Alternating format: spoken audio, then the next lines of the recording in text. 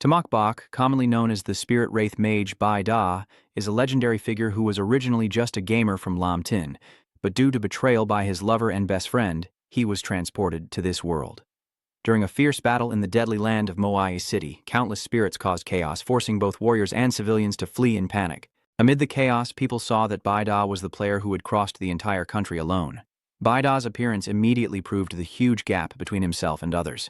No wonder he's known as the strongest player of the Divine Dragon Empire. Even Captain Tu Zhuyen of the R Phantom Demon is a formidable player, but when observing Bak Da through binoculars, he couldn't help but keep marveling. Based on the current situation, they all feel that Moid Hees is about to fall soon. Unbelievable, is this something that a single person can do? The Death Spirit Mage. Bak Da is truly a terrifying monster. Tu Zhuyen stared intently at the figure above, the goosebumps all over his body standing on end. Bak now rides atop a dragon, leading his undead army forward. The undead increasingly absorb more power for him, but it's still not enough. In the new life that the 10,000 Worlds game has given Bak, he can only become stronger and stronger. Looking back, Bak's HP bar was only at 1 point. With only 1 year of life remaining facing the brink of death, Bak never thought he could not only survive, but also make it this far. Originally, Bak was the top gamer in Lam Tin, with assets worth trillions, but an accident turned him into a vegetable. Bad luck didn't end there as his fiancée Liu Ruyen turned off his ventilator, believing that his current life was no different from being dead.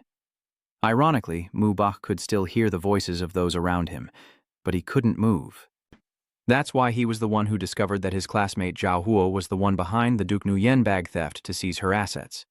Even more shocking is that 5 years ago he was the one who took her to bed with Bak just to wait for today, and also the one who caused the accident that turned him into a vegetable. Bak was furious. They are no better than beasts, wasting his years of trusting and considering them as family and brothers since university. In the end, he still couldn't stop Zhao Huo from tearing off his ventilator. The two of them shamelessly flirt right in front of Bak, who, lying on the hospital bed struggling to breathe, deeply regrets not realizing that the couple had schemed against him from their very first meeting. He was utterly helpless, only able to pray to heaven to let him move instead of lying still and waiting to die. But in the end, his consciousness left Bak behind. As he took his last breath, a strange gate opened, leaving everyone on the street stunned and wondering if an alien civilization was invading Earth. And then a message was sent to all of them.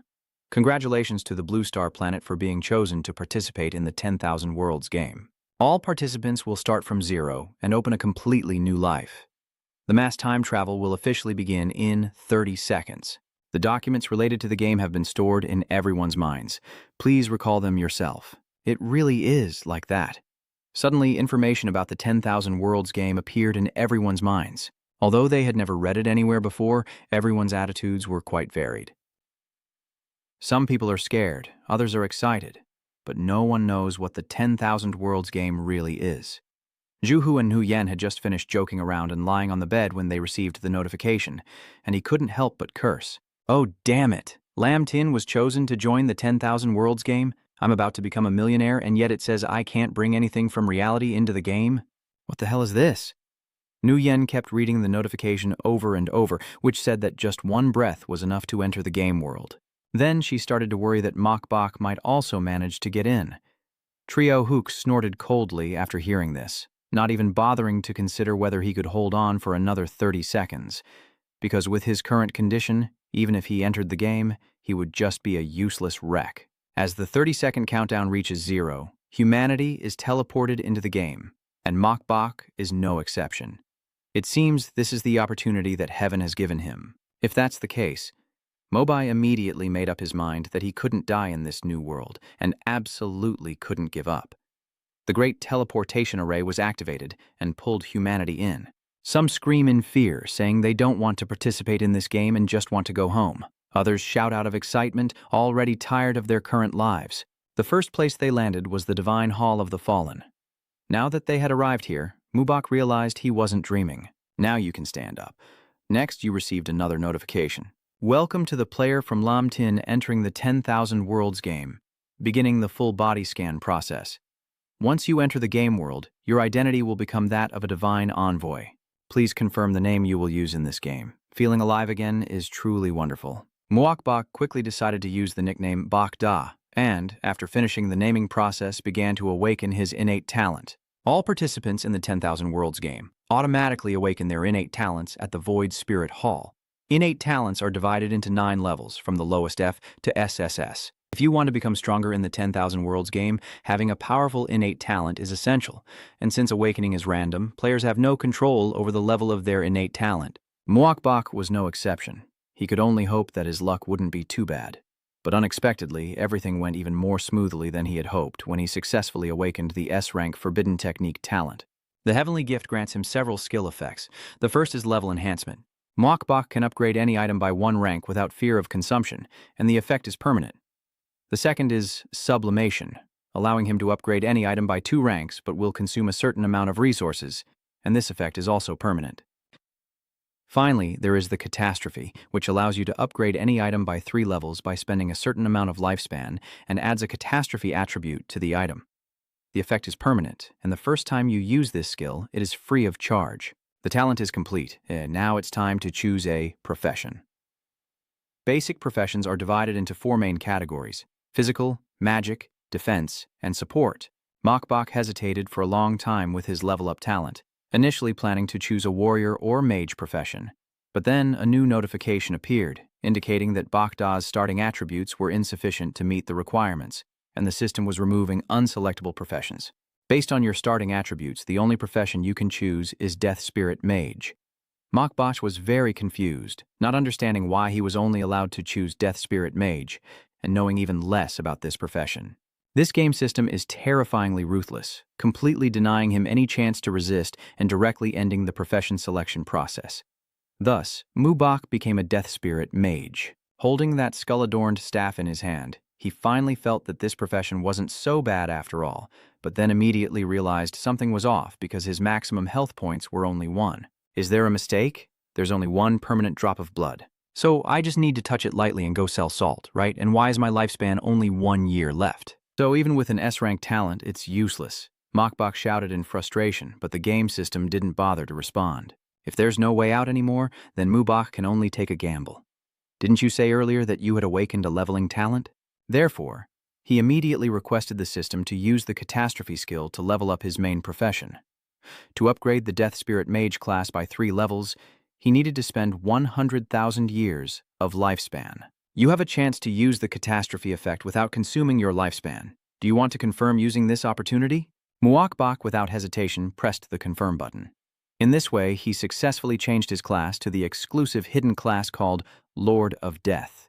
Your growth attribute has also changed, gaining an additional 15 free attribute points each level up. ManhwaCapped also learned new skills: lifelink and enhanced summoning, and received the exclusive item Death Letter. Ha ha! This hidden profession of Lord of Death sounds so awesome. ManhwaCapped was very satisfied, feeling that his previous decision was definitely the right one. The system now announces that the game Vangyoi will officially start in 10 seconds. Please prepare yourself, ManhwaCapped. The level-up talent just now took up too much of your time, and you haven't fully adapted to your class yet, so you'll have to jump into the game and figure it out as you go. Liu Ruyun, Zhao Hu, just wait and see. I will definitely hunt down you 2 scoundrels and make you taste despair. The countdown ends now and the game world officially opens. In the game 10,000 Worlds, every time a player dies, they lose a level and 10% of their lifespan, at least 10 years each time.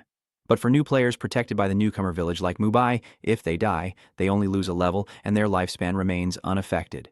The newbie village, 9527 of the Divine Dragon Empire, suddenly became very lively, with numerous Lamtin players arriving, surrounding ManhwaCapped amid a chaotic noise. Ha ha, my fantasy of reading novels finally came true. This time I will definitely rise up. Big brother, pull me up. The bishop cuts B's healing amount and then shouts, "Is there anyone?" A level B talented mage is looking for a team. Among the crowd, ManhwaCapped quietly stands in a corner because he first needs to test the effectiveness of his new skills. First, summon a small skeleton that functions as a weak combatant to replace the Death Spirit Mage. The casting time is 3 seconds. The cooldown is 30 seconds. And it consumes 20 mana points. The stats of this small skeleton will be boosted by the Sky's Spirit attribute. The next skill is Burn. It releases the Soulfire to burn the target, dealing a total of 150% magic damage based on magic power over 5 seconds. These are 2 forced level skills, 1 summoning and 1 attack, enough to satisfy ManhwaCapped. And there's also an A-level skill called Life Link. This is an active skill that allows the user to link a summoned undead creature and share health points with it, with immediate effect after casting and a 10-second summon time. Next is an S-rank passive skill called BF Summon, which has no level. Under the effect of BF, both the casting time and cooldown of the summon skill are reduced by 50%. The attributes of the summoned creature increase by 50%, and the summon space limit is increased by 500%. My skills are quite diverse, and I can also share health points with the summoned creature, so I no longer need to worry about my own health limit. Mubok muttered to himself, and at that moment a book suddenly appeared in front of him. That's right, Mubok. Even if I sacrifice myself, I still have the Death Soul. That is an exclusive item belonging to your class. It cannot drop, break, or be traded. Currently, it is at a level independent of the character. Attributes will unlock after level 1, and special effects will activate after level 10. Since he currently doesn't have the level to use the death card, Mubok just set it aside for now. First, he tried summoning a skeleton, but to his surprise, 2 appeared. Mubok was very surprised, and the system explained that the hidden trait of the disaster attribute had been activated. Specifically, after leveling up, his profession changed from Death Spirit Mage to Lord of Death, which would trigger several effects. The first of which is that all skill effects of Mubok would be doubled.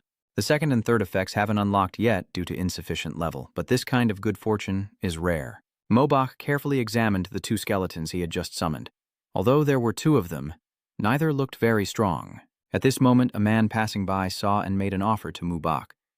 Hey, summoning system, huh? Bro, your talent level is at least A, right? Why don't we form a team? My talent is also level A. Teaming up will definitely level up faster. Yes, in the early stages, new players who team up tend to level up faster, but Mubok refused because he preferred to level up on his own. The man was annoyed by your cold attitude and said, "What are you pretending for? It's just summoning. I doubt even that land chicken can be caught." Ignoring his endless chatter, Mubok led the 2 small skeletons away. In the monster pharmacy area, many people were gathering. Apparently, a new squad had just formed, and they were being bullied by that land chicken. In the end, they gave up because they couldn't defeat it. I'm going back to the village to see if there's any profession related to daily life. Anyone who likes this, go ahead and fight. Mokbok stepped forward. This is the land chicken that the man mentioned earlier. At level 1, it has 100 HP, 10 attack points, and both physical and magical defenses of 5. As Mobok appears, a few people start whispering again. Look at that person named Bakda. The 2 skeletons he summoned seem to be quite powerful, right? You must have awakened a good talent for sure. You're really jealous. Stop being jealous and focus on killing the chickens. Seeing them look at me with concern, Mubok immediately replied, "Don't worry, I won't compete with you for monsters. Anyway, since he has awakened such a powerful talent, he can't just casually come here to fight over an ordinary land chicken with them, so Mobok went deeper into the forest. Here, he encounters a few red-eyed rabbits, level 2 monsters with 150 health points, an attack power of 15, and a collision would definitely hurt a lot. Luckily, Mubok didn't have to fight alone. Otherwise, with just a drop of blood, he definitely couldn't withstand a single blow. The 2 small skeletons began to fight seriously, and seeing no one else around, Mubok summoned a few more to make the red-eyed rabbits taste some firepower. In this way, he easily defeated the rabbits, gaining 50% extra experience for leveling up thanks to his skill. With this experience gain rate, Mubok is about to level up to 1. Thanks to the double effect, he has also linked his health with the 2 small skeletons. Since then, even with only 1 HP point, Mokbok was not easily defeated. Now he can completely summon a few more skeletons, but to avoid attracting too much attention, he is temporarily only using 4. Under Mokbok's command, the 4 skeletons fiercely attacked the monster. Some onlookers, seeing his relaxed demeanor, were stunned. Immediately, I couldn't help but comment, is that person a necromancer? Walking around and leveling up, so relaxed and comfortable. Comfortable? Please open your eyes and see clearly. The skeletons I summoned have much lower attributes than him, and I summoned 4 at once. They must be at least S-rank talent. You have to estimate his strength to be among the top in our Tanthu 9527 village. Even if people are buzzing about me, Mokbok doesn't care. What he cared about finally reached level 1, and now he had 15 free attribute points to consider distributing wisely. The attributes of the summoned creature are affected by Mokbok's mental strength, so he decided to increase his mental points and also add to his agility. After all, he only has 1 health point, so boosting his speed to protect himself is a good idea. So Mobok allocated 4 points to agility and 11 points to mental power. Then, a sudden idea came to his mind. That's right, even professions can level up. Why not try leveling up my skills myself? Thinking it through, Mubok used his innate ability to upgrade his profession skills. As a result, the skill of summoning small skeletons was upgraded from level E to summon skeletons. The burn skill was upgraded to a level SS death summoning skill, the A-level lifelink became an F-level life sharing skill, and the S-level buff summon was upgraded to a death summon SS level. Seeing all his skills upgraded and becoming more powerful, Mokbosh was extremely happy, especially the S-level life sharing skill that could passively share the life points of all summoned creatures. This is also too heaven-defying. Although for some reason, Mokbok's main HP bar is permanently just 1 point, with all those skills, his secondary health bar now has nearly 9,000 points. Plus that death summoning skill, doesn't that mean he can summon 2 skeleton soldiers now? Mokbok immediately became full of confidence. Now he no longer needed to be modest and could fully summon the entire space to level up. Additionally, since he leveled up, he also took out the death scripture. Mokbok upgraded this exclusive item, transforming it into the holy scripture of death. But its basic attribute only adds 15 magic power points, which made Mokbok a bit disappointed. Well, I'll wait until level 10 to decide, he muttered to himself. At this level, the Death Holy Codex will unlock a special effect as well. Now it's time to focus seriously on leveling up. And then, Mokbok summoned a squad of 20 skeletons. The death summoning skill has reduced its cooldown by 75%, and with the added side effect, each skeleton summon now only takes 2 seconds. With all these stacked effects, Mokbok's army quickly became powerful. The third-level cute cats with sharp claws were no match for him, and the entire pack was quickly defeated by Mokbok. That miraculous level-up speed brought him to level 2. Mokbok kept going without stopping, continuing to level up. Half an hour later, he arrived at the entrance of the first foggy forest dungeon, which contained treasures but was also full of dangers, not suitable for solo challenge. But Mokbok wasn't alone. He also brought along a bunch of his little brothers. Confident beyond measure, he chose the highest difficulty level, Hell Mode, and entered. Inside the dungeon, the fog was so thick that Mokbok couldn't see the way, so he immediately ordered his minions to find the path and fight the monsters. Luckily, within a 100-meter radius, Mokbok could freely control the summoned creatures, otherwise he would have to stay close to prevent them from getting lost. The first skeleton quickly encountered the enemy. A level 8 elite fog tree demon with an enormous HP of 3,600, an attack of 74, physical defense of 60, magical defense of 40, and a binding skill. This is indeed a formidable monster. As soon as Mokbok spotted it, he eagerly ordered everyone to charge together. One of the skeletons you summoned was hit by the fog tree demon's binding skill and had its arm cut off. The elite monster's attack power is indeed high, but Mokbok wasn't worried at all because he had a large number of subordinates. Let's go. Focus fire on it, you order, and the skeletons obediently follow. In this way, Mobai defeated the level 8 monster to gain 60 experience points.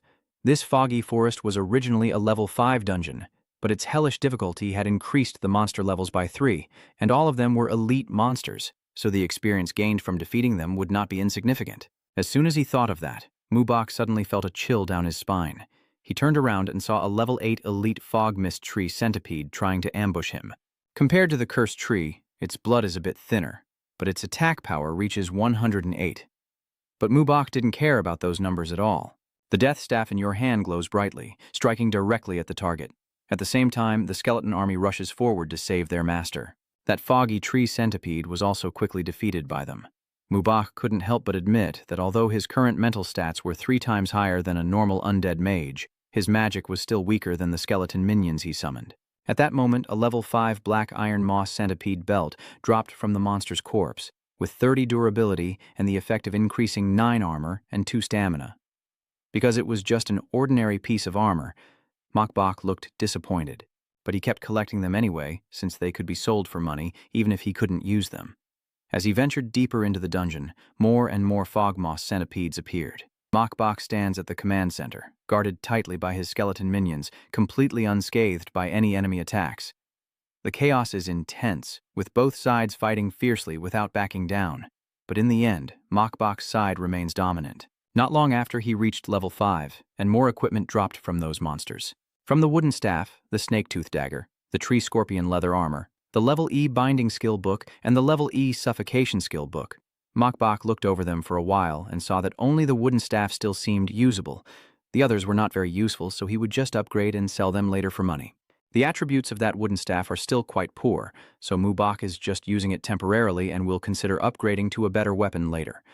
At the same time, his Book of the Holy Death has also leveled up because its level increases with the character.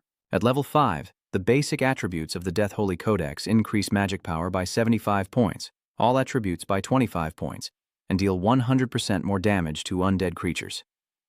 Not bad, not bad. Mokbok kept praising, but in this dungeon, there probably aren't many undead creatures, right?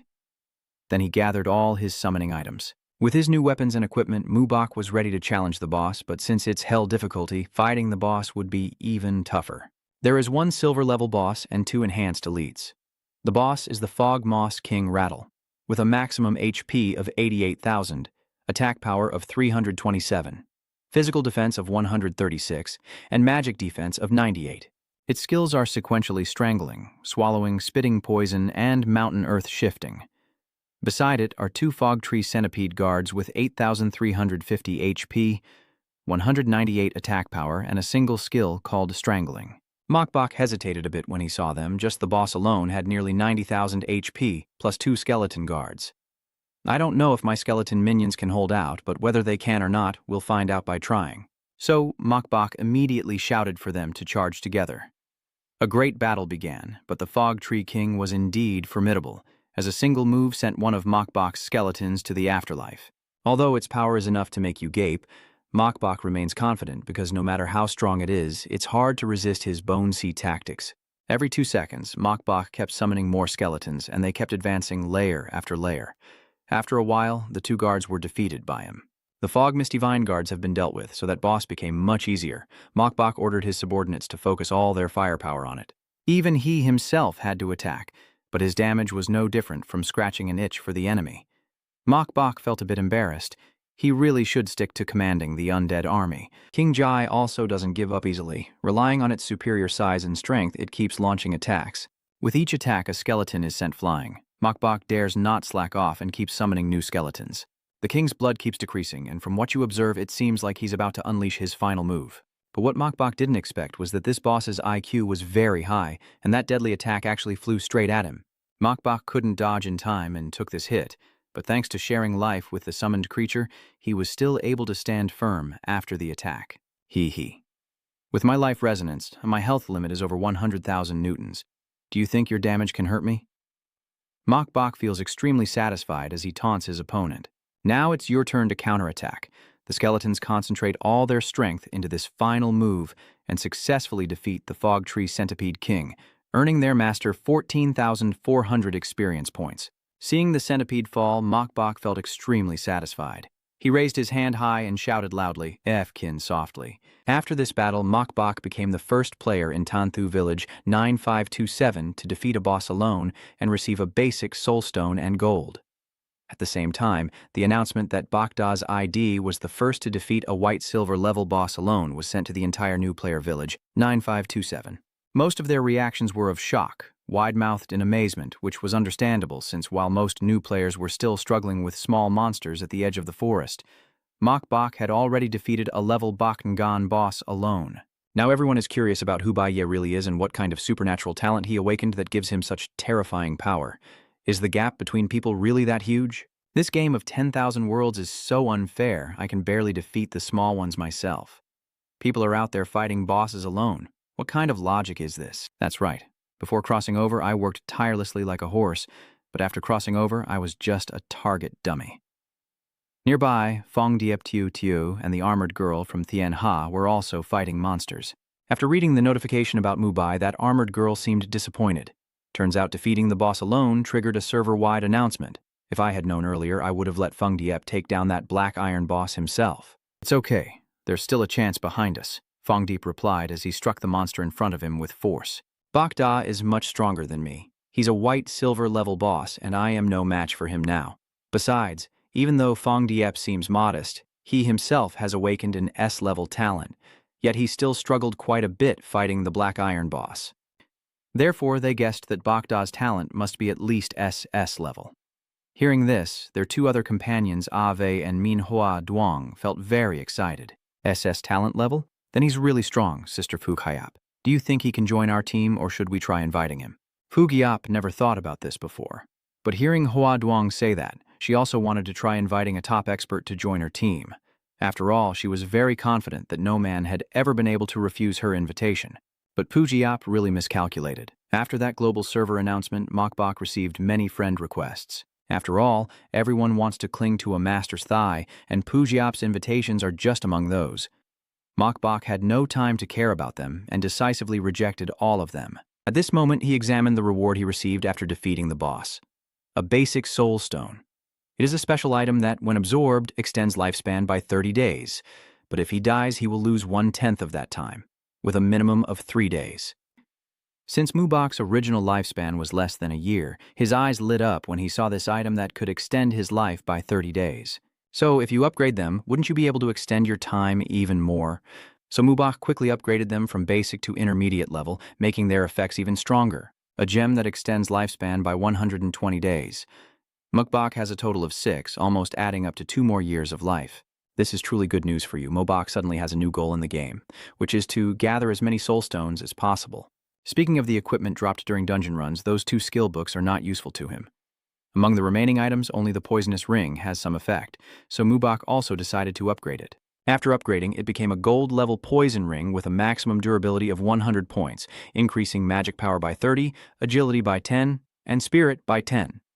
Additionally, the magic skill has a chance to deal an extra 150 poison damage with a maximum activation once every 10 seconds. Poison magic isn't bad. If your attack isn't enough, you can make up for it with poison. Mokbok nodded in satisfaction. After checking the loot, he returned to count the troops. Many of the skeletons had fallen, even though it was just a low-level boss, and he lost quite a few soldiers. Mobai felt that his little followers still weren't strong enough. Now that he had some gold on hand, he wanted to see if it could help upgrade his summoning skill. When he chose to use the enhancement skill, the game immediately sent a notification. Are you sure you want to spend 5 gold to overwrite the previous upgrade and level up the skeleton summoning skill? Muobok read the message and couldn't help but grimace, blinking and losing 5 gold coins. This system is like a devil with money, but you can still earn it back after spending, so I just used the skill directly. And so your skeleton summoning skill continued to level up, becoming a D-rank skill that summons skeleton warriors. At this level, the skeletons even have their own class. Each summon will produce either a warrior or an archer. The casting time is 3 seconds, with a 30-second cooldown and a mana cost of 200 points. The stats of the skeletons are still directly affected by Mubok's mental power, so now a skeleton archer has strength, stamina, and agility, all at 637 points. Maximum health is 6,370, damage 764, physical defense 319, and it also has an active skill called Double Shot, which fires 2 arrows at once, dealing an additional 90% physical damage. The skeletal warrior's strength, stamina, agility, and defense stats are the same as the archer's, but its health points are up to 764, and its damage is as high as 956. Of course, it also has an active skill called Heavy Strike, which deals powerful attack to the target, causing 175% physical damage. After reading their new stats, Mokbok immediately stopped regretting spending the money. With these numbers, his 5 gold coins were well worth it. To test the skills of his brothers, Mubok quickly sent them into the forest to fight the elite level 8 goblins. Although they were indeed level 8 elite monsters, now the undead army under Mubok's command had completely overwhelmed them. The elite monsters didn't even have a chance to fight back. As such, he led the legion deeper into the forest. At the same time, in the New Guard village, many new players are still busy recruiting members for their teams, including one named Juan de Banghiep, who was even recruiting people to establish a guild.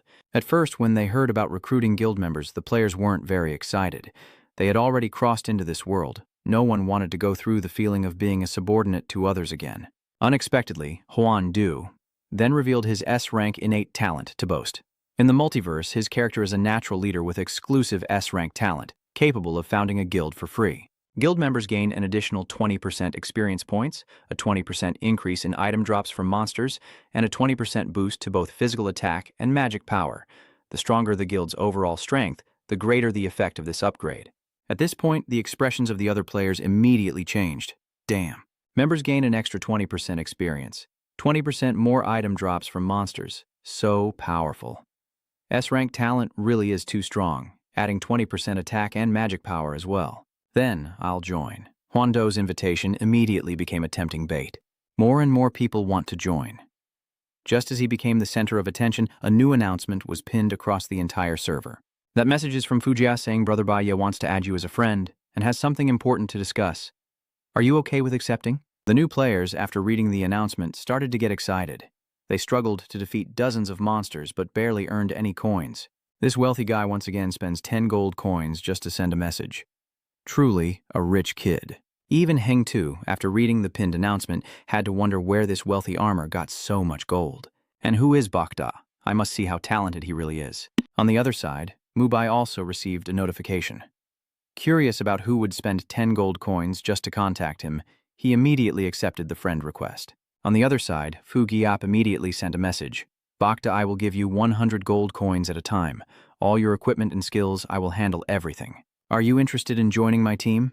Mokbok read the message and felt something was off, offering 100 gold coins right away. This was way too wealthy. Everyone here is a new player who hasn't been here long and isn't allowed to bring assets from the real world. Where does Fujap get so much money? You really don't believe me.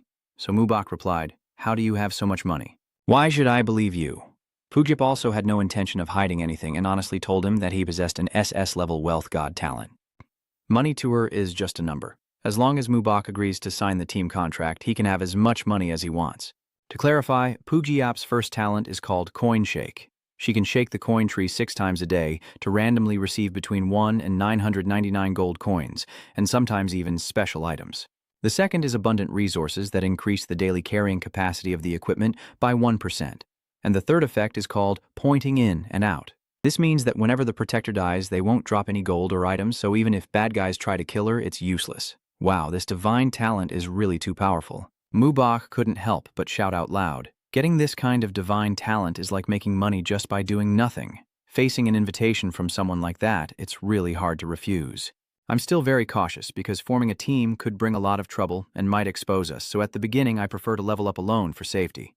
Sorry, but I still prefer acting alone. Mokbak replied. His message drove Fujiahop crazy. That Dan guy actually dared to refuse me. Seeing that even Tim's goddess of wealth couldn't bring Mokbak back, Ave and the others gave up hope. After all, they could still clear monsters on their own. But after considering it, Fugiap realized that although their team was still doing pretty well, without good equipment, their monster grinding would only get slower and slower. Just as he was thinking of how to persuade Mokbak, he sent a message himself. Are you interested in a trade? I have some equipment and skill books I don't need. Your team must be in need, right? As soon as he read the message, Fugiap's eyes lit up. As soon as the topic of lacking equipment was brought up, Mokbak proactively offered, how much do you have? I'll take everything. She immediately sends a message. There are more than you think. I'll contact you after I finish my work to make the exchange. Although they couldn't pull Mokbak back to the core, selling his equipment was already good news for them. If Commander Fong Diep had more top-tier gear, the team's attack power would definitely increase exponentially. Returning to that moment, Fugaiap's team was facing a level 5 boss named Wild Boar Leader. Its health points were 23,800, attack power 205, physical defense 81, and magical defense 62. Are you sure you can solo and defeat it? Fugiap asks. It's probably not a problem. Hearing this from him, Fugiap ordered Ave and Hua Duong to bring all the healing potions to Fong Diep. They would retreat to guard and prevent anyone from disturbing him while he fought the boss. Because of the system-wide announcement, Fugiap was determined to seize it. And so, with the strong support of his 3 teammates, Fong Diep alone stepped forward to face the Wild Boar Leader. Although the sizes of their legs differ quite a bit, Fong Diep remains very confident, calmly continuously dealing damage to the opponent with sharp strikes. Of course, the Wild Boar Leader also counterattacked but couldn't touch a single hair of Fong Diep. Its strength is not small, but unfortunately, its speed is lacking, he calmly remarked. Seeing how calm and confident Fong Diep looked, Pugiap also felt reassured and believed that her teammate had extensive combat experience. Taking down that boss alone definitely isn't a serious problem. At that moment, Mubok had just finished helping the 8th level gang leader, earning 14,400 experience points with the support of his subordinates. After upgrading the summoning skill, his legion became even more formidable in the foggy forest. At this point, Mubok had already reached level 6. Just picking up the loot dropped by the boss was enough to tire him out. Among the items dropped this time, Mubok noticed a skill book called Bone Strengthening Enhancement, but since he already had the shared life skill, he didn't need this one anymore. There is also a level 5 gold tier fog cloak that increases 28 physical defense, 20 magic defense, and 10 to both physical and mental attributes. Equipping it will somewhat reduce the player's presence, thereby decreasing hate generation. This fog cloak isn't bad, but it looks really ugly. Mokbach comments casually, and he also picked up a leader's badge of the same level as the cloak that increases 200 HP, 400 magic power, and boosts spell critical rate by 5%. After landing a critical hit with the spell, it also grants an additional 20 spirit points for 10 seconds. This thing really works, so Mokbach immediately upgraded his armor. At that moment, he felt something was wrong. His little skeleton brothers suddenly lost a lot of blood. The entire forest suddenly turned gloomy. Mubak also heard a faint voice echoing through the fog. How dare a bunch of skeletons appear on my territory? Immediately after, Mubak received a new notification from the system that a large number of skeleton soldiers had caused the Goblin King to recall long-buried memories. The hidden storyline had been triggered, and the Goblin King had fallen into a state of madness. All of its attributes have increased by 50%. The exit from the foggy forest has also been blocked. You can only leave this dungeon after defeating the Goblin King, and the hidden storyline will officially activate in 2 minutes. Mubai was a bit dazed, not understanding why summoning skeletons alone also triggered the hidden storyline. But in the spirit of confrontation, he was ready to face whatever came. You also want to see just how formidable that Goblin King really is. With that in mind, Mokbach summoned a few more skeletons. And not long after, Goblin King R also appeared. He is a level 8 gold tier boss and in a berserk state that increases all attributes by 50%, making him quite formidable. With a maximum HP of 327,000 and an attack power of 843, it is both difficult to defeat and has a powerful offensive capability. RG also possesses many active skills such as lightning, reduction, heroic jump, and summoning warrior Goblin to rampage. Seeing it like this, Mubak was a bit stunned. Even a level gold boss in a berserk state. The system also required him to defeat it within 2 minutes, which was indeed too difficult. Its health exceeds 300,000, but your minions are not few, so at this stage the only effective strategy is to use overwhelming numbers against a few. Mokbach immediately ordered his skeleton army to charge fiercely. Under their attack, Ara became even more furious. "You filthy skeletons, just smelling your stench makes me want to vomit." As it cursed, it raised its weapon and decisively swung down, taking several of Mokbach's minions to the afterlife with just one strike. Watching this scene firsthand, you can't help but marvel at how formidable the Goblin King's damage truly is. If it were a normal level 6 player, one hit would be enough to send them packing, but unfortunately it hit the fire ant nest, just like you did. Mokbach himself also uses an attack skill aimed at the target. It was focused on farming the little dry lizards, but this sneak attack from you distracted it. But at that moment, the skeleton archer immediately used its double shot skill to deal extra damage. Hurt and furious, R's blood was also rapidly decreasing. Mubak ordered his minions to focus all firepower on the target. He didn't believe he couldn't blow it up, but a more troublesome thing happened. He wasn't the only one capable of summoning in this battle.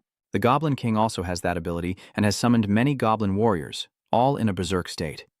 Each has 13,500 health points and an attack power of 279. Mubai watched this scene and could only swallow his saliva nervously.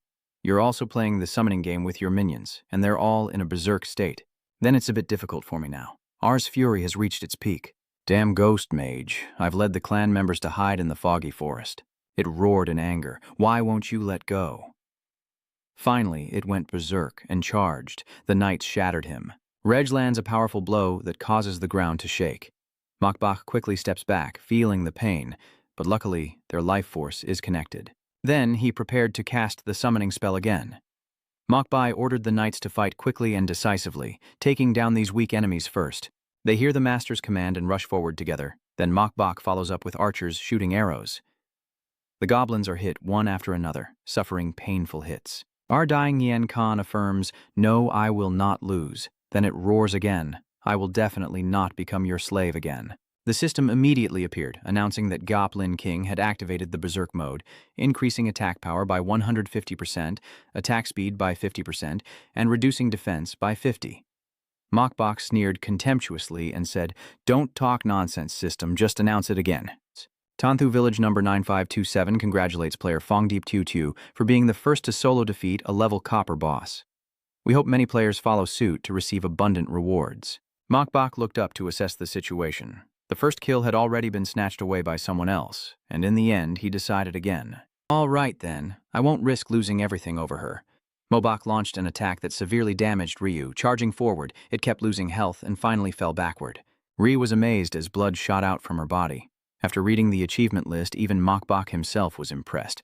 I didn't expect that defeating the king-level boss alone would earn more than 2 soul stones.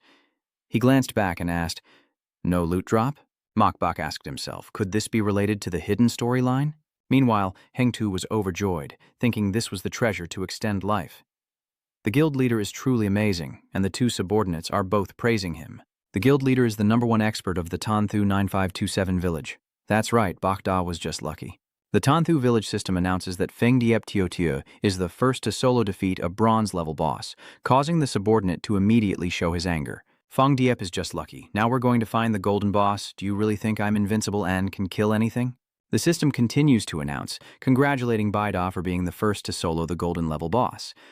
A special notice encourages other players to follow suit and receive generous rewards. At this moment, Huando was truly annoyed. Bokda, what kind of innate talent did you finally awaken? Could it be SSS level? Even Feng Diep is curious, and Bokda, this person truly has terrifying strength. Armor remains very optimistic. It's okay. The 10,000 Worlds game has only just begun. There's plenty of time to catch up with him, especially since I'm here. Feng Diep is a bit excited. Let's go, it's time to check out the first dungeon. The system requires a notification within 2 minutes. Defeating Goan Vuong Regret will trigger Reggie's hidden nightmare storyline. The Fog Forest dungeon difficulty has increased to disaster level, and Mokbok is still fighting desperately. Is summoning higher than hell level a disaster level? The goblin's face suddenly emits a cloud of smoke. That makes Mokbok wonder, what's going on here? What the hell are they doing? They keep jumping around strangely, and their bodies are burning, causing Mubok to exclaim, "This is terrible." So the little skeleton before was a Vonglin? You stare intently at the smoking Reggie, its body shining before crashing down to the ground. Instantly, Reggie turns into a skeleton, one of the most successful works of ancient necromancer spirits. He shouldn't have appeared here. Reg will ultimately have no choice but to become a spirit. Then it orders the goblins to fight for him. Fight for me, brave warriors. Regan's the giant sword. Mubok is a bit frightened. Are you kidding me? Is this something that can appear in Tanthu village? Mar's body emitted a large amount of lightning and split into several others. After reading the system information, Mokbok's face turned pale. The fighting strength of these 6 is probably equal to my 20 little brothers. Let all enemies become spirits like us. Your face looks a bit worried. Is this really true? There's more. This guy's attack power is too high. How can we fight him? The system unexpectedly displays an item revealing the hidden story. Rage at Nature's nightmare begins. The novice village protection is no longer effective. When you die, you lose 10% of your lifespan. At least 10 years lost. Mubok suddenly froze in place. Really? Even if I absorb all the soul stones, it's not enough to be deducted once? Could it be that my journey through the 10,000 worlds ends here? How much damage was dealt with that attack? Mokbok quickly blocks the attack, unleashing a thunderous strike before ordering, "Go, brothers, focus your fire on these trash." Mokbok assesses the current situation.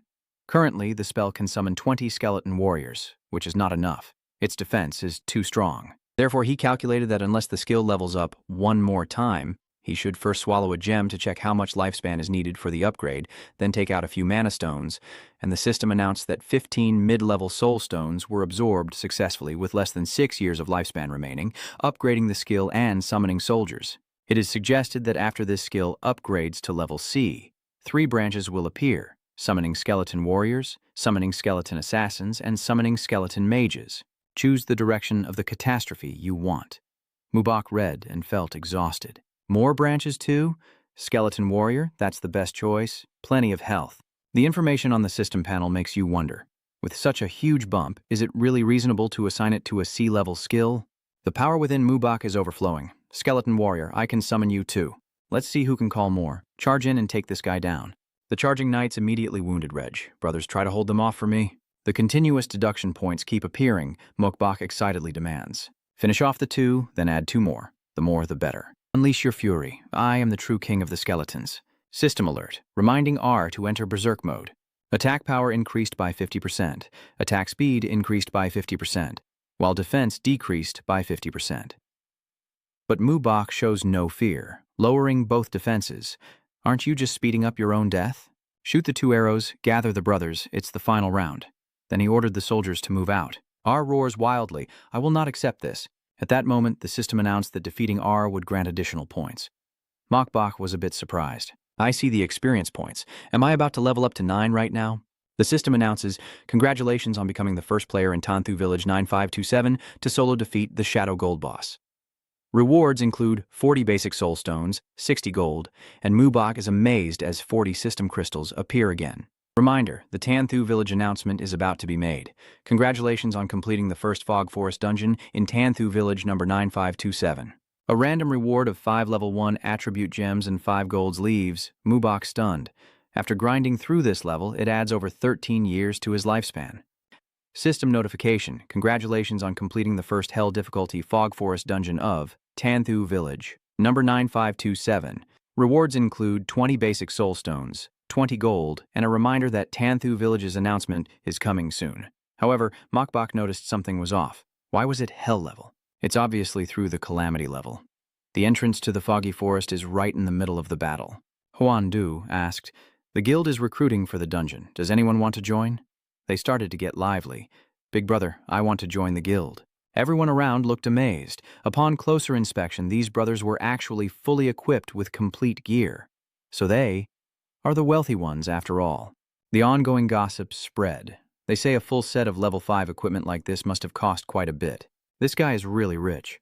Hondo greets him warmly. I've heard of him for a long time, but I wouldn't dare compare. Fengdiep replied, how could he match the legendary reputation of the Huandu guild leader? Huandu eagerly suggests let's bet around since everyone is here. Pujai is unafraid at all, so what do you say? I wonder what President Huandu wants to bet on? He set the rules, so how about betting on whoever can first pass through the Foggy Forest? Pugiap agrees. All right then, what's the next challenge? Hundu laughed excitedly. My talent combined with her resources is truly a match made in heaven. If I succeed in passing first, you will join my Bangyep guild. Pugiap asked. What if we pass first? Huando declared. So, in the future, the Bangyep guild can fully support you in one task, but Pugiap wants more than that. 3 tasks. Handu immediately accepts the deal. Please proceed. At that moment, the system appeared with a message. Village, Tanthu. Number 9527 congratulates Bai Ye on his first successful clearance of the Misty Forest dungeon. A special announcement urges all players to follow suit for generous rewards. Both Pujap and Hondu are left stunned. What? Huangdo gritted his teeth in anger. It's Bak Da again. That bet earlier made me look like a joke. He needs to change the rules immediately. If the first clearance at normal difficulty is gone, then we'll go for hard mode. Yet the system's voice kept ringing continuously. The new player Village 9527 congratulates Bai Ye on clearing the Foggy Forest dungeon for the first time on Hell difficulty. We especially encourage more players to follow suit and receive generous rewards. The announcement from the newbie Village number 9527 congratulates Bai Ya for being the first player to solo defeat the Shadow Gold boss. It also encourages many players to follow suit to receive generous rewards. Announcement. Lam Teen Zone congratulates the player from the Divine Dragon Empire Bak Da for becoming the first player in Lam Tan Dan to solo clear the disaster level dungeon. Special announcement, hoping many players will follow to receive generous rewards. Hoando was stunned. How could that be? How could... He frowned and said, let's go. The girl behind asked, Boss, aren't we going in? Pugiap remains calm and patient, waiting for others to go first, since someone has already cleared it. At this moment, in the Divine Dragon Empire, the Tuantho Village number 8888 in the Foggy Forest of Hell, difficulty, powerful swords are being swung continuously. Tamzich is a bit tired, and it's Bak Da again. What kind of innate talent has he awakened? I've been fighting this Goblin King for a long time and still haven't defeated him. The scene shifts to the Divine Dragon Empire, Newguard Village number 9526. Zhao Hu is deep in thought. Bak Da looks around too much. Nhu Yen raised her voice as usual. He mentioned something. Did someone pursue her in the past?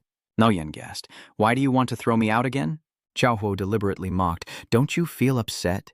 Back then, didn't Bak also enjoy years of wealth and glory with Tamak? If it weren't for this damn multi-world game, I would be on top of the world by now. Mentioning this, Yen seemed a bit choked up. Bak Da reminds me of someone. She suddenly remembered that he used this name when he played games before. Zhao Huo exclaimed, Ein Hu Yen is afraid to reveal Tamak Bach. Zhao Huk is certain it can't be. He's definitely dead. I was the one who pulled out the breathing tube. Besides, there's more than just Tamak Bach who's called Bak Da. It's definitely just a coincidence. He came up with another cunning plan. If it really is that kid, then everything just got easier. He likes her that much. She just needs to seduce him one more time, and it's all over. Relying on her charm, Ruo Yan finds it annoying. And she was very confident that with my charm, it didn't matter who they were. At this moment, a congratulatory message appeared. Seeing that, Mubok sighed in admiration. No wonder it's a disaster level, the rewards are truly abundant. This time, even a single drop can infinitely summon the blood reservoir. He pressed the inventory button on the system. Suddenly, a swirl of spiritual energy violently pulled souls into Mokbok's chest. This is a technique to absorb and store spiritual energy from corpses. Each time you target up to a maximum of 5, with a 30-second cooldown, no consumption, a maximum casting distance of 50 meters, and a chi value of 0 to 80 levels multiplied by 10. Next is the counterattack move. He extends his hand to unleash energy towards one, instantly restoring his health or mana or enhancing a summoned creature. The cooldown is 30 seconds, consuming 1 to 80 chi from chi. 1 point from chi restores 10 health or 100 mana, and 1 point from chi enhances the target's main attribute by 0.5%, lasting 60 seconds. After practicing, Mokbok sighed in relief, this time no longer worrying about mana consumption. At this moment, a beam of light shoots straight into Mokbok's forehead. He says, "Level up. For now, I can only choose to upgrade Bokfu." At the same time, a notification appeared asking for confirmation to upgrade the life absorption feedback skill without any cost, and Mokbok responded affirmatively to the system. You have received the life absorption feedback skill book and learned the new skill, death absorption feedback. He turned to look at Rio and muttered, "I'll try you first." With that, Mubok reached out and drew the energy from it. The system displays a notification reminding you that you have successfully absorbed 320 death aura points from the corpse of the boss-level ancient gold king Rexy. It also reminds you that your accumulated aura has reached the maximum limit and can no longer be absorbed after consumption. Is that so? Could it be because this creature is inherently a vengeful spirit, so its death aura is relatively strong? A cloak drops out, a wizard's cloak whispering of the dead, upper body attire, armor levels from 10 to 60, increasing with the player's level, once a year level up, maxing at level 60, an item of the underworld grade not yet appraised. Mubok chuckled happily, muttering, "This must be the first underworld grade equipment in Lamtin district, right? Too bad, it still needs to be appraised, and the appraisal fee definitely won't be cheap. I'll just keep it for now." Suddenly, a thought flashed through his mind. Mubok sat down immediately, flipping his hands continuously, then said, "Let's see if anything else drops. Gather everything and sell the bundle to Pugyep the Nha. I've killed you twice already. If nothing good drops, how can I explain it?" After you shouted, "Burst the chest," a series of items dropped with notifications. You have received 10 gold and 38 silver. You have received 10 level 1 attribute gems. You received 3 level 1 critical damage gems and 5 gold grade equipment. You have received the shadow metal chain of the phantom. You have received the shadow metal dark shoes. You have received an obsidian bone sword. You have received a heavy bone armor. You have received the skill book for summoning the skeleton warrior. You have received the skill book for summoning the skeleton archer. You have received the skill book for summoning a skeleton mage at level C. You have received the skill book for the death circle at level B. You have received the B-level thunderous impact skill book and 10 dark gold bone spirit materials. You really have an eye for it. You've collected all the skills from RG after all. The system congratulates you on receiving 10 dark gold soul materials from Tandu. You have obtained the Hen's Crystal Ball quest item. The system reminds you that you currently possess 3 skill books simultaneously: Skeleton Warrior Summon, Armored Skeleton Archer Summon, and Skeleton Mage Summon. Is it confirmed that all 3 can be fused into a high-level summon? Seeing the book starting to merge, Mubok exclaimed, "I didn't expect there to be even more fusion possibilities." At that moment, a surge of spiritual energy burst forth in the air, and the system displayed a notification. Mokbok said, "Fusion directly upgrades, reminding you that you have learned a new advanced summoning skill. Summon high-level Skeleton Cup, an active skill to summon a warrior, archer, or mage to fight for you. Casting time is 3 seconds, cooldown is 30 seconds, consuming 300 mana points with a special trait of side effects. A hero's health increases by 500% and attack power by 100%. Both are not unlocked yet, and the third one is still locked. The high-level attribute panel is affected by the player's spirit stat." He stroked his chin and muttered, "So this skill has overwritten the previous ones. The unopened parts are probably for the archer and the mage. It seems you'll need to upgrade their skills once more." Then a series of notifications pop up, indicating the target is to summon advanced skeletons, reminding you to choose the upgrade level, level 1, level 2, level 3. Upgrading to level B advanced skeleton, summoning costs nothing. Evolve into a level A elite summon skill, costing 10,000 gold, or instantly upgrade to level 5 Summon Legion, consuming 1,000 years of lifespan. You didn't hesitate and pressed the upgrade button, directly leveling up. A notification appeared that your high-level skeleton summon skill has been successfully upgraded from C to B. B level grants an active skill to summon 3 warriors, archers, and mages to fight for you. Casting time is 3 seconds, cooldown is 30 seconds, and it consumes 1,000 mana. Mubak mumbled, "This mana consumption is indeed high, not to be underestimated." Suddenly, a blue sphere appeared. Seeing this, Mubak wondered, "What is this?" The system reminds you again whether to accept Hen's legacy mission. Please note, this is a top-tier deathmatch level mission with extremely high difficulty. Please consider carefully. Accepting Hen's crystal ball will partially lift the seal and temporarily become your equipment. Rejecting Hen's crystal ball will tear space and leave. Searching for the next destined person, Mobach reached out to the crystal and spoke with confusion. Is this the hidden storyline's harvest? This quest item may or may not level up, but I won't hesitate. Mokbach chooses to level up the system prompt, asking whether to accept the mission and risk failure. Please note, this is a legendary level quest with difficulty beyond imagination.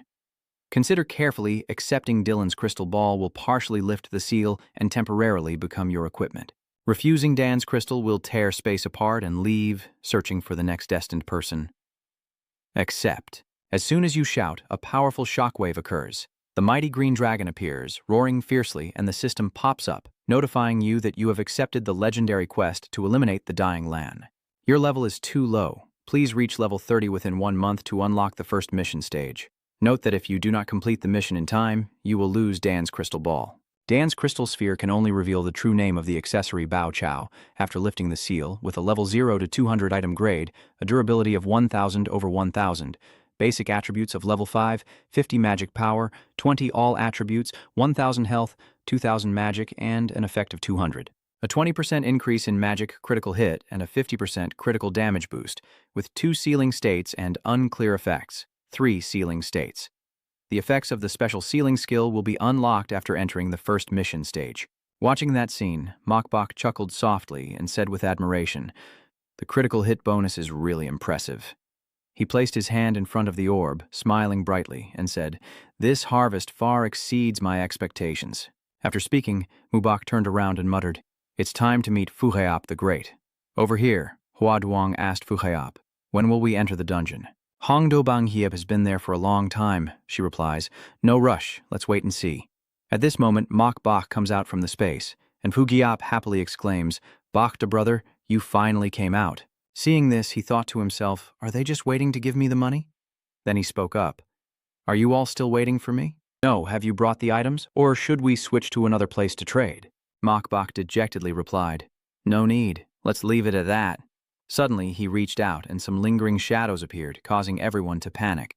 Fugiap immediately exclaimed, "Mokbach Bakda, your strength is truly terrifying." In her heart, she silently assessed, "It seems that Bakda is definitely an SSS-level talent player." He modestly replied, "Your talent truly inspires admiration." Then Mobach asked, "That's quite a lot of stuff. Can you handle it all by yourself?" Fugiap confidently replied, "Don't worry, it will definitely be no problem." Soon after, the items he took out piled up into a mountain that made everyone stare in amazement. Hua Duong said, "This much, all skill books and level B gear. I've never even heard of such a thing." Ave also added, "And so many pieces of equipment." Fugiap said, "Bak Da, name your price. I'll take everything." Mokbach evaluated the items, 5 silver black iron gear, 20 silver copper gear, and 20 gold level D skill books. Pujang didn't hesitate, threw a bag of gold to him and said, "No problem, Bakda. Count these gold coins again." Mokbach quickly caught the bag of gold. Fugiap asked, "Bakda, I think this time you should really bring out something truly high quality." He replied, "Of course I have good items, but right now Mokbach is showing high-level items. I wonder if she has enough money." Fong Diep gasped in surprise. "Golden grade equipment?" Ave also exclaimed in amazement, "Wow, so many good items?" Hua Duong stared in surprise and said, "A C-level skill book." Mokbach waved his hand and said, "It seems you don't have enough money." Fujiap honestly replied, "To be honest, I don't have it right now." "Then, let's do that. I can give you all the items right now and make up the remaining amount tomorrow." In my heart, I think, since I can sign a purchase contract with the system, I don't have to worry about her defaulting on the debt. She calmly says, Bakda, you're so straightforward. I won't hold back either. Just name the total amount and give your price. Mukbak quoted 500 gold for this skill book. Other items are negotiable, but this Resurrection C skill book, which can revive a target player and reduce death loss by 50% without affecting lifespan, is non-negotiable. Range of 50 meters, casting time 5 seconds, cooldown 60 seconds, consumes 300 mana points, requires the priest profession. Huaduong sighed, wondering how the priest's resurrection skill is. After the exchange, Mubak and Pugiap high-fived. She said the deal was successful. I take everything. Bakda, I will pay you the remaining gold tomorrow. No problem? He replied, no problem. Watching everyone leave, Mubak muttered, I remember the first effect of the divine talent is to shake the money tree once a day and randomly receive between 1 and 999 gold coins. You analyze that she can definitely give me 500 gold tomorrow thanks to the other 2 effects of the divine talent, which boost her confidence. Suddenly, Mubak exclaims, that's right. You ask Fujiap, I remember she defeated a bronze-level boss for the first time and the reward was 2 soul stones, right? Do you want to make another deal? I guarantee you will be the first to pass through the nightmare-level fog forest and have enough strength to challenge hell difficulty. After saying that, Mokbok's eyes hardened as he made a condition. I want the soul stones from my first fog forest challenge and the ones you currently have. Hearing this, she turned to look at Fongdeep and shouted to confirm. Later, Mubak lay leisurely on the grass watching the battle unfold, and the system popped up a notification. Defeated a level 10 jungle beast, gained an extra 50% level-up bonus. Experience increased by 30 points. Defeated a level 10 elite prairie wolf monster and received an additional 50% level-up bonus. With 150 experience points gained from defeating the elite level 10 prairie wolf, earning an additional 50% level-up bonus, and 450 experience points in total, he confidently closed his eyes and said, what does it matter if there's only 1 drop of blood left? The date is still fine. Leveling up is still on schedule. Later, the system announced congratulations to player Bai Ye for reaching level 9, with 1 point added to intelligence, 1 skill point gained, and 15 free attribute points. Mukbak stretched and called out, distributing attribute points, mumbling that he didn't even know where the appraiser had gone. Mukbak stood up, walking forward and saying, I traveled far to find an appraiser for equipment, but not a single sign of a person in sight. You tell me.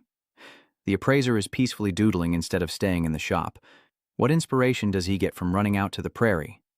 Suddenly, the system reminds you that your hero has been defeated. The polymorph ability has been activated. Your hero has been fully revived in the summoning space. In the next 60 minutes, this hero cannot activate the resurrection effect again. Hearing that, he shouted, what is that? Killed again in an instant? Mubai looked ahead and said, the skeleton warrior has nearly 150,000 health, yet it can still be directly attacked. Could it be that he's so strong? Maybe he's an appraiser? Knowing the NPC is so strong, I would have kept some extra lifespan for myself. Suddenly, a shadow appeared behind you and said, Kid, not bad, to think you could summon so many broken bones like this. That is Huai Jian. Seeing his expression, Mubak quietly thought he was really a master appraiser, and his speed was also quite terrifying. Hoi Gian hoi toi hiem ki kam te wive, ngoi lekam hung ti dam song vukwa kao lam hong hetroi, noi di boi thuong te nao de. Can I compensate with money instead? After hearing that, he quickly snatched the bag of gold and said, do you look like someone short of money? Mokbok hesitated and spoke, but Huai Jian threw a roll of paper at him and said in a deep voice, I'm not unreasonable. Pay me 100 gold coins, and this painting is a gift. My works aren't for just anyone to take, so be happy. System notification. You have received Huai Jian's painting. When he opened it, Mobok whispered in disappointment at the drawing's quality, saying even a 3-year-old could draw a better picture. But upon hearing this, Huai Jian's face turned cold, and a murderous aura emanated around him. Seeing that, Mubak quickly waved his hands to explain. I think you misunderstood Senior. I just want to calm down and wash my hands first, then slowly appreciate the insights of the Senior during his creation. Suddenly, he placed his hand on Mubak's shoulder and happily said, You're pretty good, kid. I'm in a good mood today. Do you have anything that needs appraisal? I'll do it for free. You're kidding? Well, thank you then. Later, a beam of light appeared in midair. Huai looked at the high-level items and kept praising, Kid, your strength is not bad, and your luck is good too. He secretly thought to himself, I lost a lot over 100 gold coins just to appraise 4 items. Huai Jian began chanting a spell on those objects. Dark Shadow Boot spell, level 10. Dark gold item with durability 200 over 200. Requires 80 strength, 50 stamina, plus 75 physical defense, plus 50 magic defense, plus 800 health, plus 20 stamina, plus 20 agility, plus 10 movement speed, with an active skill that allows you to hide in shadows, increasing movement speed by 60%, reducing damage taken by 10%, lasting 30 seconds, with a 10-minute cooldown after equipping, automatically learning the heavy bone armor set after 10 minutes, which can be upgraded to level 3/3, level 10 dark gold item with durability 200/200, requiring 100 strength, 80 stamina, plus 180 physical defense, plus 120 magic defense, plus 1,200 health, plus 15 strength, plus 25 physical damage reduction, plus 100 melee counterattack, plus 100 skill, with a bone armor that covers the entire body, effectively reducing damage and counterattack of heavy skeletons by 300%, lasting 30 seconds with a 10-minute cooldown and a set bonus of plus 10% attack power. Physical defense increased by 10%, not yet activated. Bone spikes protrude outward, making it impossible for enemies to tell where the attack will come from. The two-handed bone sword level 10, upgradable to 3/3, with a durability of 200/200, requires 120 strength to equip, with a total attack of 288 plus 50 strength, and each hit deals 30% splash damage. The accompanying skill has a chance to trigger triple damage on a strong attack. The bone armor set 1/2, where brutality is the ultimate beauty, the Chain of the Dead. A level 10 jewelry chain with a dark gold grade, durability 200/200, requiring 100 spirit, 80 magic power, 500 health, 1,000 magic power, 30 spirit, 10 physique, 10 agility, with an attack effect that curses and reduces the target's dual defense by 100, and can also activate the summoned item. Skills that accompany the death effect of negative fear status reduce your fear effect by 50%. The dead do not know fear. All done, he turned away and said, "If it were a normal day, just this one item would cost 100 gold coins. Today you're making a big profit. All right then. Next time tell your ragged bones to stay away from me and stop disturbing me when I'm seeking inspiration." Mokbok excitedly looked at the item and hurriedly called out, "Senior, wait a moment." Hearing that, Huaijian irritably asked, "Kid, do you still have an ominous gold equipment that needs appraisal?" He silently cursed himself. I really shouldn't have agreed to the free appraisal for this kid. Big mistake. Mokbok took out a cloak, and seeing that, he asked, "Do you also have a divine-grade equipment?" He smiled and replied, "Just luck." Huaijian thought to himself that the fee for evaluating the dark gold was already so expensive, so this item must be even more costly. Of course, I have to seize the free opportunity. Putting aside my thoughts, he turned away. I told him that if it was free, I definitely wouldn't take your money, but my appraisal skill level is too low to identify this. Hearing that, Mokbok pouted and asked, "You can't appraise it?" Huaijian irritably explained, "I am just a part-time appraiser in Tanthu village. Isn't it very reasonable that I can't identify a level 6 artifact equipment?" Mokbok secretly agrees. I think he's making a pretty good point too, so I agreed to his suggestion. "Kid, how about I teach you the art of appraisal?" you cheerfully exclaimed. "Really? I secretly thought there could be such a good thing like this. So in the future, you won't need to spend money on appraisal equipment anymore. Huaijian made a deal, but you have to pay the tuition." Mokbok asked how much, and he held up 5 fingers. You get the idea and exclaim, 5,000 coins. Haojin took out a coin with a dove symbol called a kokimte and replied, "Yes, that's right." But this kind of kokimte, Mokbok silently speculated while looking at the gold coin. I remember that after the coin upgrades, it becomes ancient copper coins, which seem to be in my inventory. The upgraded gold coins are actually ancient copper coins, right? After speaking, Huaijian calmly turned and said, "Come find me when you've collected enough." The system reminded Huaijian that a friend request had been sent, and that you had accepted the hidden quest to collect ancient coins. The task is to collect 500 ancient and modern coins for Huaijian. The reward for completing the task is a basic appraisal skill. Mokbok shouted, "Please stop." Hearing that, he asked irritably, "What do you want to do now?" "Really?" I've taken out a bag full of gold and said, "Senior, what do you think this is?" Seeing that, Huaijian stared in amazement. He looked at the bag of gold and at Mokbok, stammering, "So many ancient coins." You don't answer but just grin smugly and ask, "Can you teach me appraisal techniques now?" Huaijian throws the book up, laughing heartily and saying, "Well done, kid. You really surprised me. Take it. System congratulates you on completing the hidden quest to collect ancient and modern coins and grants you a beginner appraisal skill book."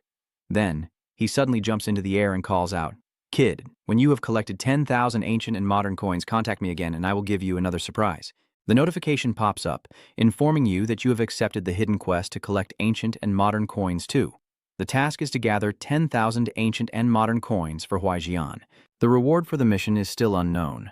Mokbok smiled contentedly and muttered, This old man is quite interesting. He even said he would give me another big surprise.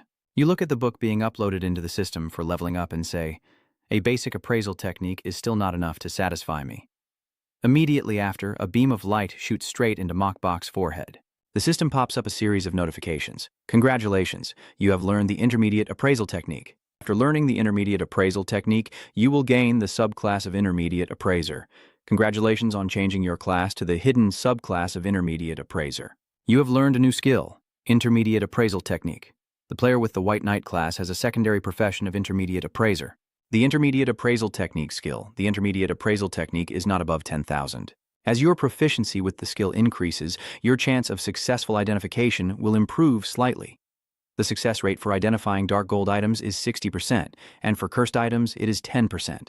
The casting time is 5 seconds, the cooldown is 60 seconds, and it consumes 1,000 mana points. The secondary profession skill does not take up a skill slot, and holding the cloak in hand, he wondered, this time, I should be able to succeed in the appraisal, right? But contrary to expectations, the system shows a failure message, and Mubok helplessly sighs. Why did I fail? Is it really a 10 chance that I'm this unlucky? Mobai kept pressing the system to identify, but the message kept appearing. Identification failed, and he angrily said, I don't believe I'll be this unlucky forever. In the end, Mokbok had no choice but to sit down on the grass and say, so cruel. Suddenly, the system appeared, detecting a treasure orb in the wilderness. He looked towards the mountain and muttered, today has been full of surprises. If the treasure is guarded by a high-level monster, then we're set for a fortune. Let's go see. When Mubok moved in that direction, he saw the treasure placed among the fierce wolves. Looking at the treasure, he smiled and then summoned his demons, ordering, where are my underlings? Let's get to work. They immediately start fighting the wolves, wearing themselves out quite a bit. As the small wolves fell, the alpha wolf suddenly howled loudly, and immediately a swarm of wolves appeared out of nowhere. What the hell is this? Are they ganging up on us? You don't give up and say, well then, let's see who has more allies. As soon as Mubok finishes speaking, the wolves are all knocked away. They were beaten so badly they could only cry out in pain. The helpless wolf collapsed to the ground. Seeing that, Mubok proudly said, we haven't even called enough people yet, and they're already falling. The system now announces the elimination of the elite level 10 enhanced savage wolves on the prairie, granting an additional 50% experience bonus for leveling up and 450 points for defeating the level 10 silver rank boss, the Wolf King of the Prairie. You received an additional 50% level difference bonus, FB plus 36,000. You got 1 gold coin and 38 silver coins. The notification continues to ring out. You receive a level 1 agility gem. You received a basic skill book. Congratulations to the White Knight player for reaching level 10. 4 stats increased by 1. Skill points increased by 1 and free attributes increased by 15. Congratulations on becoming the first player in Lamtien Zone to reach level 10 in the game Von Gioi. Receiving the leading title, he approached the treasure orb and muttered, I wonder if the treasure orb in the wasteland can be upgraded. He cheerfully said, let's try. When Mubok upgraded the treasure, a notification appeared saying the upgrade was successful, and he exclaimed, it's successful. Mubok shouted to activate. A dazzling beam of light emitted, and the system notification showed that the gold-level treasure Duang Bao was not yet unlocked. Do you want to activate it? Activate. The items appear one after another, and the system displays a notification. You have received a level gold dry wood magic staff. You received a rare gold treasure map and exclaimed, oh, are these the only 2 items? Mubai kept cheering as he held the paper in his hand, but there was still another treasure map. The system shows that the paper is a level gold treasure map, guiding you to find a level gold treasure. Do you want to use the treasure map? Using it will mark the treasure hunt route on the system map. Please note, the final coordinates of this treasure map are outside the Tanthu village area. It also appears with a warning that your level has reached the limit of Tanthu village. Please find the village chief and move to your city, or you will no longer be able to gain experience points. So, reaching level 10 means I have to leave Tanthu village? Looks like I can't stay here any longer. He turned around and muttered to himself, first find the village chief, and then figure out the next steps, and then upgrade this treasure map a bit. The system notified you that you received a suggested level Am Kimsi treasure map. The route has been marked, and the destination is in the wilderness of Tinla City. Go to Tinla City to start the treasure hunt. You hear that and exclaim, wow, Tinla City is crazy. This path is too far. Is this going abroad? It seems we can't get it for now. At this moment, Huan Do Ungdung stepped out from the space gate, seeing everyone excited and pointing, with a notification appearing that said, Tanthu Village number 9, 527, announced. Congratulations to the Manhwa Guild for overcoming the foggy land dungeon on nightmare difficulty. Hence this special announcement, hoping all players learn from their example. To claim the generous reward, Hoan Do announced, "Prepare yourselves. We are about to challenge nightmare difficulty." The system appears with a message. New Village, Tanthu, number 9527 announces, "Congratulations to the players of Pugyapthi and Ha for leading the team through the foggy land dungeon on nightmare difficulty, and this special announcement hopes all players will learn from their example." To get the generous reward, he suddenly shouted upon seeing Fugyap and Ave. What? So, they managed to get it first? Hondo said bitterly. How could they pass the nightmare difficulty so quickly? Fugyap chuckled and said, "It's just luck." Then, after a subordinate whispered something close to his ear, he gritted his teeth and thought to himself, "How come Bakda has equipment and skill books? What makes him the only one allowed to sell to Fugyap?" Huan Do clenched his fists, growling in anger. "If you dare to oppose me, you'll see." Meanwhile, Fugyap spoke up to straighten things out a bit, as they still had to grind through the hell level later. Hearing that, Ave Hoa Duong and Fong Diep responded in unison, "Yes, boss." The system notification caught her attention. While Kulam Teen announced, and Hoan Do, still glaring angrily at Fugyap, watched as the system announced congratulations to player Boktathon Long Empire for becoming the first player in Kulam Teen to reach level 10. This special announcement is made in the hope that all players will learn from their example. To receive generous rewards, the new village level 9527 announcement that player Baya has reached level 10 will trigger the new village level ranking system earlier than expected. A clear ranking list appears showing the Tanthu village level ranking number 9527, first place Bakda at level 10 with no faction, second place Fong Diep Tio Tio at level 5 with no faction, and third place Avi at level 5 with no faction. Rank 4 is still Sleepy, rank 5 no faction, rank 5 Armor of the World, no faction, rank 6 Lianhua Road, level 5, no faction. 8th place in the Baby Guild, a single sword cuts the neck.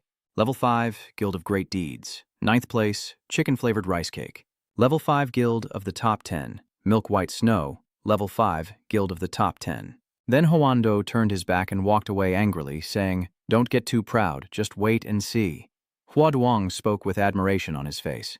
Boss Bakda's level up was too fast. Fong Diep also agreed, "That's like riding a rocket." V also added, "If he only reached level 8 before the trade, and we are level 5, then now I think we should just give him the Soul Stone."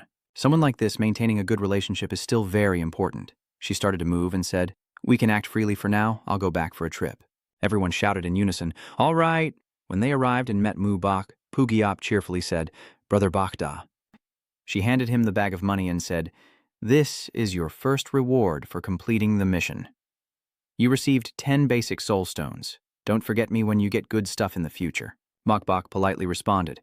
The two shook hands, and the spirit armor confidently said, "I promise you will be satisfied with the price." He also replied confidently, "All right, as long as you have the money, I won't lack good items." The notification appeared, indicating that your contract with the Armor of the World had been completed. After the contract was successful, she smiled and sighed to herself that Mokbok also turned away, without forgetting to remind her to contact him once she left Tanthu village. He observed the surroundings for a long time, but he still believed maintaining a good relationship with him was the right choice. Looking at a house, Mobok muttered, "I guess it's here." At this moment, the village chief came and said, "I didn't expect someone to reach level 10 so quickly." The village chief led Mubok inside and said, "All right, this is a forbidden land. Sooner or later it will belong to your descent. Follow me." The village chief pointed to the bright area and said, "You enter our village," which depends on the East Sea region.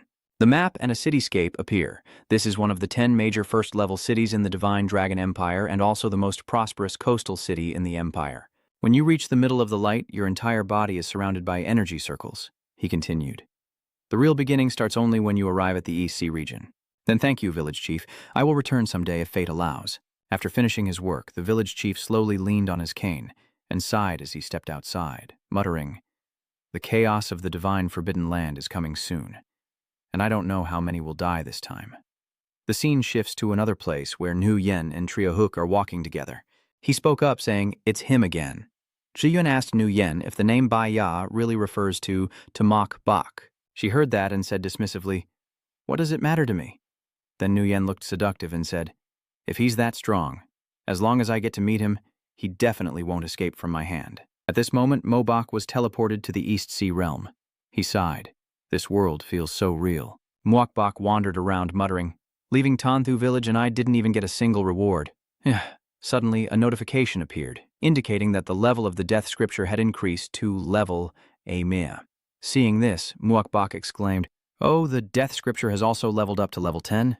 The information about the book appears clearly. The Death Holy Codex, a special item exclusive to Baida's class, cannot drop, degrade, be traded, and can be summoned or recalled at will to change its level. 10.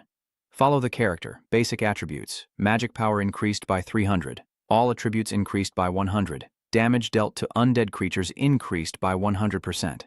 Your summoned creatures also receive this effect. The special effect absorbs souls. You and your summoned creatures will absorb part of the soul power after killing a target. After you kill a monster, its respawn time will double, and players you defeat will suffer double penalties, including lifespan. Your current soul points are not enough to spend 1,000 soul points. You will get a second chance to unlock the death scripture after level 30, which will activate the second special effect. This is a rulebook that only you are allowed to see. Once you meet the requirements, you can learn the exclusive skills of the Lord of Death from this book. After reading, he exclaimed that the punishment for death doubled, and he could learn a unique skill, which was somewhat interesting. Mubak opened the book, a series of characters absorbed into his mind, and a notification appeared. You have learned a new skill, Death Sight. You clutch your head and complain, this terrible feeling of impending death. The system explains the death gaze. Level S, SS 10/50. Active skill that stares at the target, burns the soul, and triggers the skill's effect. Deals 50% of magic power as true damage every second for 10 seconds. 2 targeted creatures will continuously be affected by the fear effect. 3. All creatures with lower health will have all attributes reduced by 20% immediately when stared at. This effect depends only on health and cannot be resisted by any resistance. The 4 creatures killed by the death gaze will suffer extreme pain. After being resurrected, they will enter a weakened state with all attributes reduced by 40% for 12 hours. Cast instantly with a 60-second cooldown, consuming up to 5% of your mana. After releasing, no further targeting is needed. Within 100 meters of your gaze, death will follow. After reading, Mubak widened his eyes and shouted, dealing precise damage with each step, plus the upgraded damage and attack range doubled. The deadly gaze, isn't it just looking to kill anyone it sees? Such a strange transformation. Suddenly, someone stepped out from the space gate and said, I didn't expect that among people with Lamb's figure there would be someone who awakens this kind of power. Kid, you're very lucky but also very unlucky. Oh, who is that? Seeing that, Mubak respectfully bowed his head and greeted the city lord Tudo. Tudo speaks, indeed, it is the power of death. You have changed your class to a lord-level profession, a type of profession that should not appear in the forbidden divine area. A surge of power suddenly grips Mokbok's arm and he mutters to himself, Huh? He saw through my hidden profession again and took out an item, saying, It's a pity that once you take this step, it will be much more difficult than other lord professions. Oh, what do you mean by that? Young one, consider this as my test. If you pass it, I will give you some information about the Lord of Death. Multiple notifications will appear.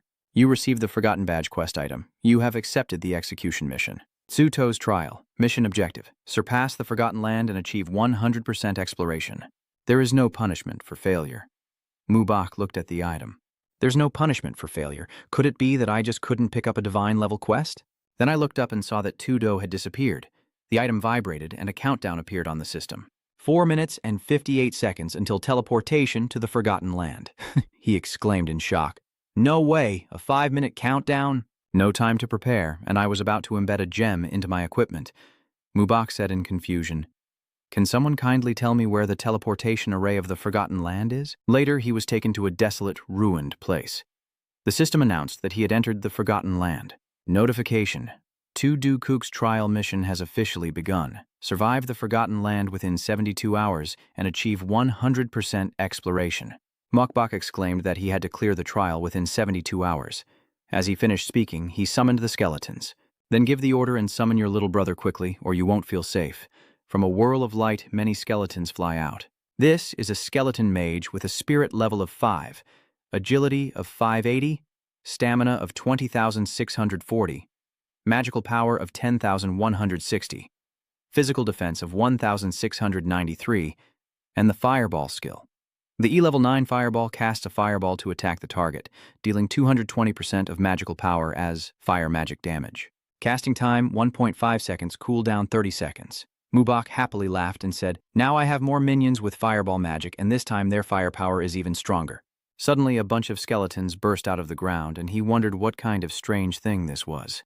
Witnessing this scene, he exclaimed, "The entire town had turned into this. It couldn't be that many, right?" Their information appears. Level 2011 skeleton, common health 5,000 over 5,000, attack 210, physical defense 120, magic defense 80. Weak creatures can be found all over the Forgotten Land. The boy was again amazed and exclaimed, "All level 20. Regaining his composure, Mubak raised his hand and ordered the team to attack. A notification then appeared. Defeat level 20 skeleton. Gain an extra 50% bonus for leveling up. 30 experience points, top performer bonus, and an additional 6 experience points. Seeing that, Mubai wondered why this level 20 monster's experience wasn't even as much as a level 10 wild boar. Luckily, there were quite a few of them. System notification. Defeated level 20 skeleton. Received an extra 50% level up bonus, 30 experience points, leading to a superior bonus activation, plus an additional 6 experience points. A thought crossed my mind. I muttered, "Let's try my new skill, Death Suspension Technique." Immediately, Mokbok used the Death Suspension Technique. A surge of powerful spiritual energy swept through, knocking back the skeletons and dealing massive damage. The system notification, defeated level 20 skeleton, received 50% bonus reward for leveling up, gained 30 experience points, activated leading surpass, received an additional 6 experience points. I just kicked a skull and said, "It's done, but all of these are skeletons with souls." Then Mokbok happily said, "In that case, I won't hold back anymore. First, I'll restore my magic power by absorbing the aura. But according to the death scripture, my current soul points are 0. Mokbok muttered confusedly, "What is going on? I clearly haven't taken any souls." Suddenly a voice echoed from above. "This is a land forgotten by time. When we were alive, we all suffered a curse. Our souls have long been imprisoned here." He gasped in surprise. "Who?" "I am Leduc, a forgotten one. A forgotten one. This is Leduc, a special elite with a level 20 soul body, 100,000 over 1,000 health, immune to physical damage, with a current detection rate of 10%. You sigh and ask, "What do you mean by the curse?" Leduc was sweating profusely and explained, "Unless you can lift the curse, you won't be able to capture the soul." Mokbok looked confused and asked, "How do you lift the curse?" He pointed ahead to the pillar of light, where an old, decayed coffin with a strange figure sealed inside was emitting a glow. Mobai sighed. "That's terrifying. Let's go check it out." Standing in front of it, you say, "So even my underlings are that scared?" What's so strange about this coffin? The system notification appears, Soul Lock Coffin. Shield value of 1 million out of 1 million. Physical defense 1,000, magic defense 1,000. Notification. You have discovered a Soul Lock Coffin. Exploration bonus, plus 2%. Destroying the Soul Lock Coffin will increase it by an additional 3%. Notification. Destroying the Soul Lock Coffin will unleash a terrifying entity. Be prepared to face it, Leduc shouted. "This is the place. Destroy it," you said calmly. "A terrifying existence. Let's see just how frightening it really is." Mokbok ordered the skeleton mage, "Smash it to pieces for me." They immediately attacked the coffin in an attempt to break the chains. Under fierce assault, its blood gradually drained away. When the coffin shattered, the Spirit King shouted, "It's out. He's escaped." A strange figure appeared with the information. The Forgotten One. Level 20 Icebone Demon. Boss level Dark Gold. 1.5 million health out of 15 million. Magic power 12,800, physical defense 1,500, magic defense 2,100, ice element resistance 20%. A chain of ice spell skills and a dark curse spell chain. He seems to want to turn himself into a demon beast, but clearly has failed halfway. He angrily said, "Outsider, you have ruined my transformation process." Leduc, clutching his head in fear, shouted, "Run away!" He said with interest, "I can sense a dense aura of death on you. If I absorb your energy, I will surely succeed in transforming." Mubai replied calmly, "Absorb me? Who taught you to say that?" You order the skeleton mage and the skeleton squad to attack now. They immediately charge into battle, and although they are attacked, Nu raises his hand to defend but remains fearless. He decisively pulled out the arrow and said, "I didn't expect so many skeletons to appear." Nu swung his arm forcefully, and the skeletons shattered. He roared, "I will crush them now." Arrows kept flying non-stop. It may be a surprise, but he is gathering a large amount of energy. Just as the attacks come, he forms a shield with his hand, an ice barrier, and asks, "Who are you exactly? How can you summon so many powerful undead creatures?" The eye flashes with a furious blue spark before he begins to summon. Come out here, my servants. The system shows a level of hatred. Level 20, health 150,000 over 150,000, attack 1,960 over 1,960, physical defense 800, magic defense 700 with skills of Iron Hook Attack and Plague Fog. This ugly guy is stitched together from various corpses. The demons start rising from the ground along with the fog of poison. This is a corpse-eating ghost, level 20, health 80,000 over 80,000, attack 1,580, physical defense 500, magic defense 420, biting skill. This kind of undead creature always smells rotten in its mouth. Seeing that, Mubok pinched his nose and exclaimed, "Why does it smell so bad?" You muttered angrily, "Looks like I have to let you taste my new skill now." Death Freeze Eye froze when hit by the ultimate move, and the system notified that you used Death Freeze Eye on the Forgotten one, determining that your life level is higher than the opponent's. The Forgotten Bead's attributes are all reduced by 40%. Mobai silently wondered if this Death Lord had actually raised his own level of life. With his strength waning, the ghost knelt down, incredulous and shouting, "This can't be happening!" Mobok coldly turned away and ordered, "Skeleton Squad, clean up the rotten shrimp and fish here immediately." Then they rushed in to destroy the ghost Anne's corpse. Standing before Nu, he calmly said, "Deal with them all for me." The attributes were immediately reduced repeatedly, causing him to scream, "No, I cannot be forgotten." As Nu gradually disappeared, the system voice rang out, "Eliminate the Forgotten Boss level 20 dark gold." Nu gains an additional 50% experience and 750,000 extra experience points, far surpassing the era's bonus of 150,000 experience points. Congratulations to player Bokta Thang for reaching level 12 with 4D plus 1 skill point and 1 free attribute point plus 15, making Mokbok feel a bit surprised and excited. Is it over now? Not bad, you leveled up straight to level 12 in one go. The system now announces you have received a fragment of the Cursed Crown of the Dark Gold level. He holds the shiny shard in his hand. The Cursed Crown shard is 1 out of 7 Dark Gold level items. Collecting all the fragments will automatically restore the Cursed Crown, and the wearer will bear the curse.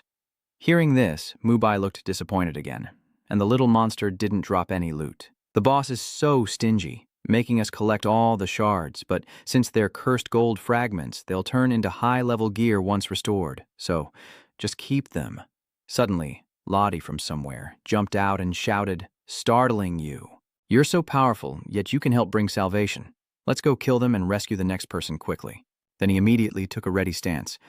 "Just follow me and stay in front." This time it probably won't be that easy. As for Mubok, he's wondering, you mean there's still someone else coming?" Hearing this, you pucker your lips in disdain. What does this mean? If it's too powerful, I won't go anywhere. Seeing Mokbok's disgusted expression, Leduc quickly reassured him. "Don't worry, he has arrived and is handing over a scroll. I have a skill book here to give you. You immediately asked, was there a skill book earlier? Why didn't you take it out sooner?" As soon as he opened it, the system sound kept ringing non-stop. Bao Thuat, Violent Technique.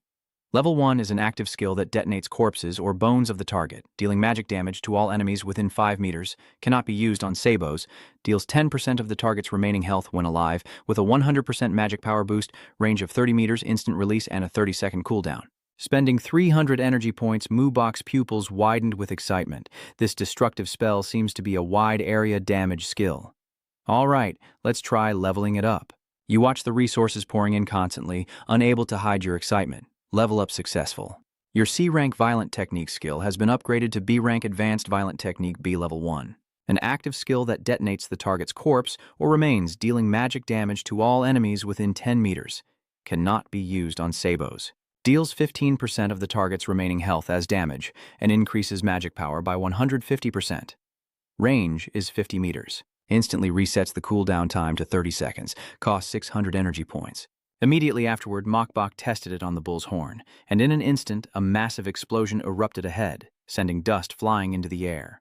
At this moment, you can't help but marvel at how powerful it is, and the range is also very large. Even Leduc can't hide his excitement. "Bokda, you are the strongest man I have ever seen. You truly are an unbeatable existence." Muakbok immediately replied, "I don't believe your devilish words, but in the end, there is a wide area damage skill. This time my monster slaying speed will definitely increase a lot. Let's go." 1 second later, Mubos was ready to fight. This forgotten landmap is really huge. Your eyes are sharp and full of pride. Including you, it's exactly the 7th one. In the next second, Mokbok used a technique that Wanner couldn't react to, unleashing a fierce spell. He shouted in a broken voice, "No, this can't be. No one can kill the Forgotten. You will ultimately pay a heavy price." With a single strike, Wanter fell and dropped the shard. Just as Mokbok bent down to pick it up, he realized he had collected all 7 shards, and from afar Leduc shouted in panic, "Don't fuse that cursed thing. It'll corrupt you." But it's too late, because you've already assembled all the shards and you're still talking nonsense. Seeing that, he seemed about to collapse. It's done. At this moment, the system sounds keep ringing non-stop. You have received the legendary item Cursed Crown, suggesting successful restoration of the Cursed Crown. Current discovery rate is 50%. Mokbok held the crown in his hand and sighed. Indeed, after upgrading the fragment, the item's level would finally increase by 1. But this 50% discovery rate proves there are still other monsters here, and Leduc keeps warning. "Bokda, throw it away quickly or you'll be consumed by the death aura and end up like them, completely turned into a walking corpse." He impatiently ran over and shook your shoulder. "Bokda, what are you just standing there for? Hurry up and throw it away." At this moment, the system alerts you again about the corruption from the Cursed Crown, causing Mubok and Leduc to panic immediately. What is this? Is there really something even more terrifying? The skeleton squad is in a defensive stance, as dark energy continuously erupts from the ground, causing him to scream in terror. "It's him! It's him!" At this moment, the system's voice echoes again, reminding that Crown Curse's breath has awakened the sleeping Franklin the demon beneath the Forgotten Land. Leduc keeps warning us that he cursed us and turned this place into a forgotten land. "Bokda, I beg you to help me kill this beast, Franklin. Because of that, I am willing to sacrifice everything." The system interface also appeared, showing the Mayor of Lost Japan, Rotor's remaining soul, a special elite, a spirit body, level 20, with 100,000 health out of 100,000. Soul Possession skill increases the target's main attributes by 20% and makes the soul body immune to physical damage. Rotor has remembered everything. He was once the mayor of Locknot Town, and now he has become the only remaining restless soul. It seems this NPC is truly on our side. You nod in agreement. Fine, I will help him. Taking advantage of Mubok's inattention, it suddenly lunged straight at his forehead. The mission target is to kill the Vu Demon Franklin. The reward is unclear. You have received the blessing of the possessed soul. Spirit attribute increased by 20%. Leduc shouted, "Thank you." Franklin is terrifyingly powerful. I will do my best to fight alongside you. Amidst the thick source of magic, Franklin appears. The Forgotten Franklin, a level 20 ice demon, is severely wounded, and his level has dropped. The boss is a level 0 corpse, with 15 million health out of 15 million. Magic power of 48,000. Physical defense of 5,000. Magic defense of 8,000. 35% ice element resistance. 30% obsession. 25% death element, possessing various dark and death magic skills. Before you stands a true demon sorcerer. Though his soul is heavily wounded, he cannot be underestimated. He rises into the air, drawing magic that covers the entire sky. "You poor bastard, are you really still alive?" I can feel Franklin's restored power. He reaches out and speaks hoarsely, cursing with his mouth. But with this strength, he extends his hand and says, "Come here, my crown. Return to your master quickly." Suddenly, he looked extremely panicked. "This can't be happening. Why isn't my crown responding to my call?" Mokbok sneered smugly, talking nonsense. "There's no reason for what's in my hand to obey your call. You put it on your head without hesitation. Now I'll put it on too, see if it fits." The system panel immediately appeared. The Cursed Crown, level 10 to 120, legendary item with 1,000 over 1,000 durability. The Forgotten Franklin's equipment requirement can be ignored by the Lord of Death. Forced equipping. After killing the opponent, the equipment requirement will return to normal. Basic attribute level 15, physical defense plus 100, magic defense plus 200, health plus 2,000, energy plus 4,000, all attributes plus 75. Additional attribute, plus 10% mental strength, plus 30% curse resistance, 2 times. The 3 people wearing this item will be continuously affected by the invasion of death energy. Skill. Cursed power, passive skill. All your magic will carry a curse effect.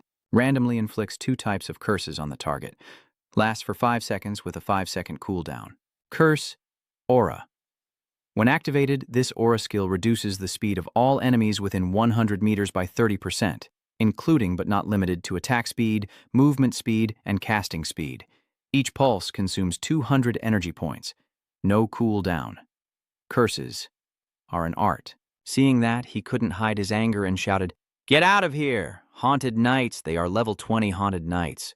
The creature summoned has 200,000 health.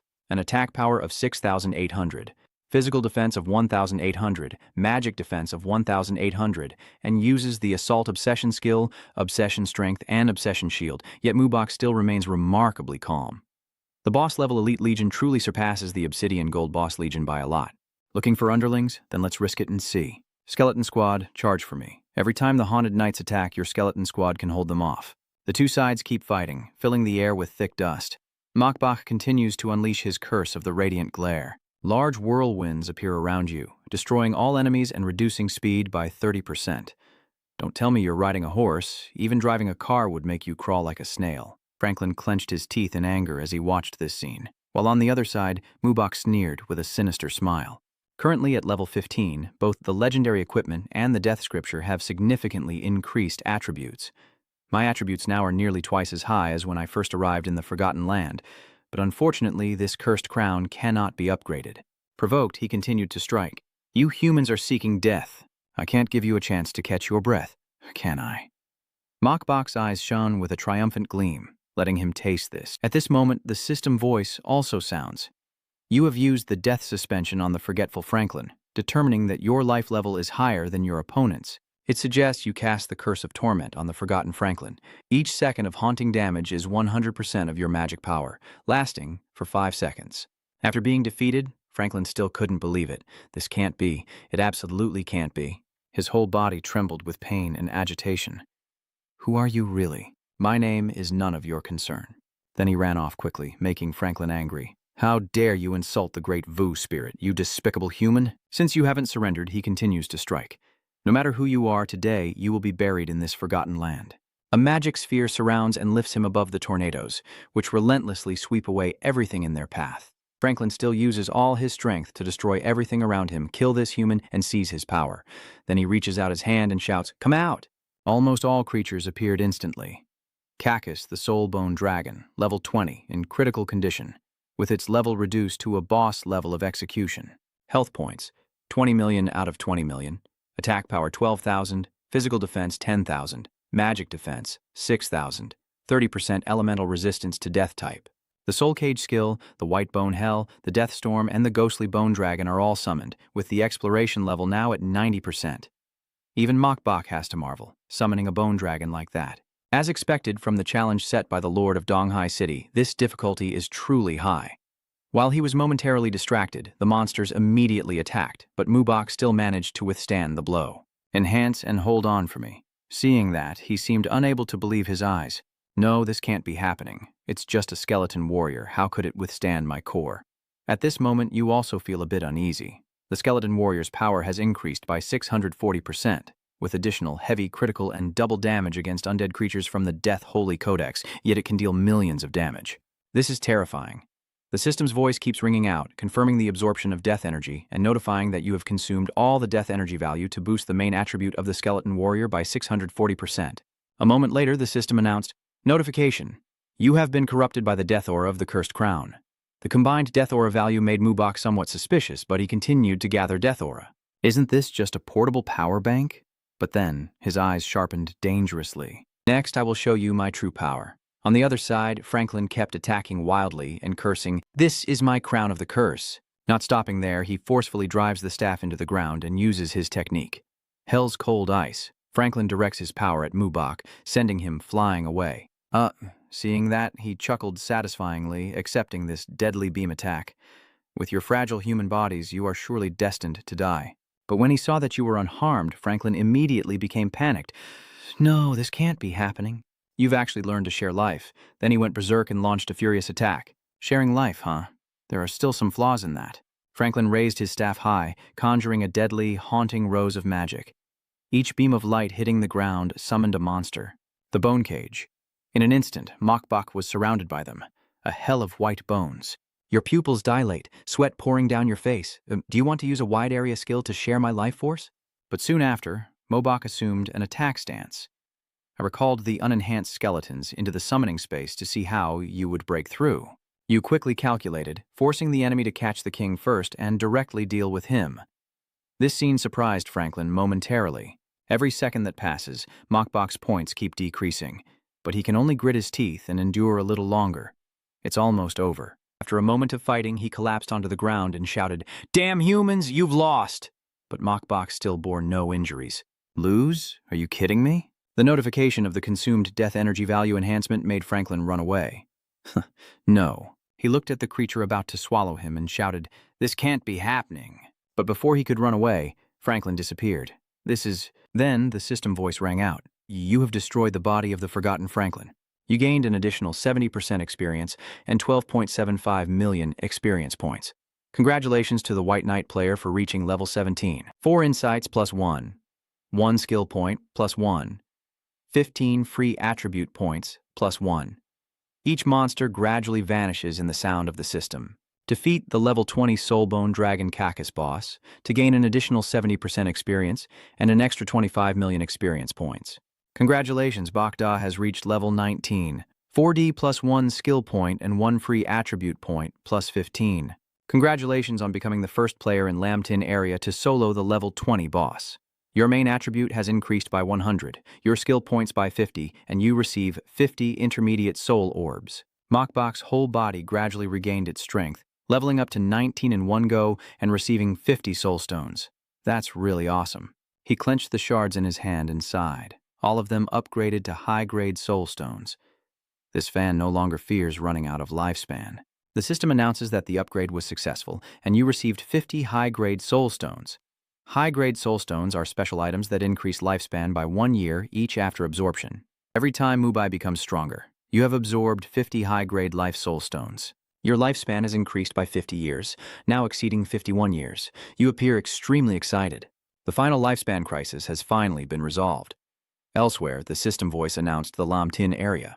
Congratulations to the player Baida from the Divine Dragon Empire for becoming the first player in Lamtin to solo a boss of the Shuthi level.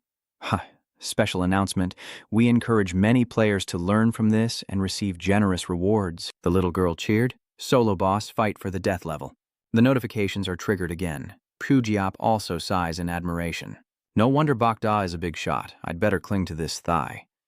Ave added, not hearing Bokda activate any notifications all night, it felt strange, but now it's much more comfortable. At this moment, Jiahuo looked around and said, "Ye Yen, it seems we need to leave Tanthu village quickly to meet that Bokda and see what he's up to." Ye Yen also looked proud. He was indeed a bit formidable, but as long as he's a man, whether it's Bokda or Tumokbok, they will all kneel at my feet. At this moment, Mobok's eyes lit up as he saw something. A necklace appeared with a system notification. You have received a special item. Dragon Skull Chain. The Dragon Skull Necklace is a special level artifact that can be used to obtain a level artifact mount. The Soul Wraith Dragon. Seeing that, he was very excited. Wow, this Dragon Skull Necklace is really awesome. With it, I can ride a level Divine Flying Beast already, so if I upgrade a little, wouldn't that be? The system keeps notifying you that the upgrade was successful, and you received the Legendary Tier Special Item, the Bone Prison and Band. The special legendary item Bone Prison and Ice from the Spirit Realm will be infused into it. You will receive a legendary mount from the Spirit Realm. The Ice Skeleton Dragon. Mubai kept marveling. This is already too much to lose. Then he blew on the cabinet to try it out. Every sound it makes creates a magical force, surprising Mubak a little. The deadly aura is truly thick. Suddenly, a creature appears in front of him with a shout. "Stupid humans!" And the Kulong Bang Swang crawled out from the gate, then asked, "Jiahuan, am I really this weak?" But then it suddenly became immobile, causing you to panic. That is the punishment of the cleansing light. Mobai kept falling backward and shouted, "Cleansing light, don't touch him." But the Ice Frost Dragon suddenly became obedient. "Master," it knelt before you in a submissive posture. "I am willing to be your mount." The system voice sounded again, activating your mount space. You have received the legendary level Ice Dragon Frost Skeleton mount. The system now announces that the Earth region congratulates the player Baida of the Divine Dragon Empire for obtaining the mount. The Earth region mount ranking board has opened earlier than expected. It automatically shrinks and climbs onto Mokbok's shoulder. He then smirked smugly. If there's a ranking for mounts, could there also be skills? After finishing, the system panel appeared. First place, Bokda Icebone Dragon, a legendary level mount. There is no second or third place. Mubak looked at the creature in his hand and wondered if this was truly the power of a mythical level creature. Moving to another place, they were all shocked to see the notification, and there was even a mount ranking. One person couldn't help but marvel.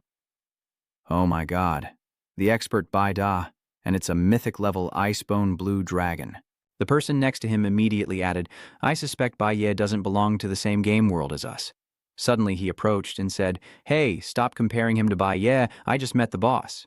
That guy's only level 3 and has a force talent. He also chuckled lightly. If you say so, I feel much better now. Those shady capitalists, their money is worthless here. That's right. The scene shifts to Mubak, where Ladog is hurriedly running over. Lord Bai Ye, I can sense the location of the life box. You then curiously asked, Where is it? He quickly pointed ahead. It's over there, follow me. Then Mubak also followed Laduk's guidance. Ahead, a treasure appeared. The Franklin's life box, a level artifact with durability over 1 million. This is a life-saving treasure meticulously crafted by Franklin during his peak, containing his soul flame. As long as the life box remains intact, the wizard will never die. You picked it up and couldn't help but marvel at how terrifying it is. Durability of 100 million. In the very next second, Lade suddenly shouted, Master Bai Ye, I want to deal with this guy myself, but was quickly dismissed by Mubai. Rely on you? It's just a fragment of a soul. What can it do to me? He nonchalantly snatched the life box. The people you have swallowed will let others know what your end will be. Franklin, your limit is approaching, and you won't have time to react. No. A second later, Laduk couldn't hide his emotion and said, Thank you for everything you've done for Tranlok Duong. He broke down in tears as he said his final words. Thank you. As Laduk disappears, the system notification keeps ringing out. You have received 1,000 soul points. Defeat the level 20 executor boss, Franklin, the Forgotten One, and gain an additional 70% experience points, totaling 12,750,000 experience points. Congratulations to all players of White Knight who reached level 20 with +1 intelligence, +1 skill, and +15 attribute points. You have completed Rotor's hidden request and received 1,000 experience points and 1,000 gold. The current exploration progress is 100%. You have completed Tudo Cook's trial challenge mission. Return to Donghai City and find Tudo Cook to claim your reward. You receive 1,200 gold coins and a level 5 attribute gem times 20. You received 5 times 10 ice spirit, grade 1 materials, and 124 basic soul stones. Mokbok spoke. The quest is just completed and just reached level 20. Let's go. A moment later, Mokbok stepped out of the teleportation gate, and as the square transformed into Donghai, he kept laughing with satisfaction. This city of Donghai still has no players. It seems they haven't reached level 10 yet. Then Mokbok looked again at the frostbone dragon on his shoulder. If that's the case, then I'll try riding my mount first and then shout loudly to summon it. Come out here, Frost Dragon Icebone. When the ice dragon returns to its original form, Mobok asks what mission Tudo Cook has assigned. You stand proudly on its back as it soars into the sky.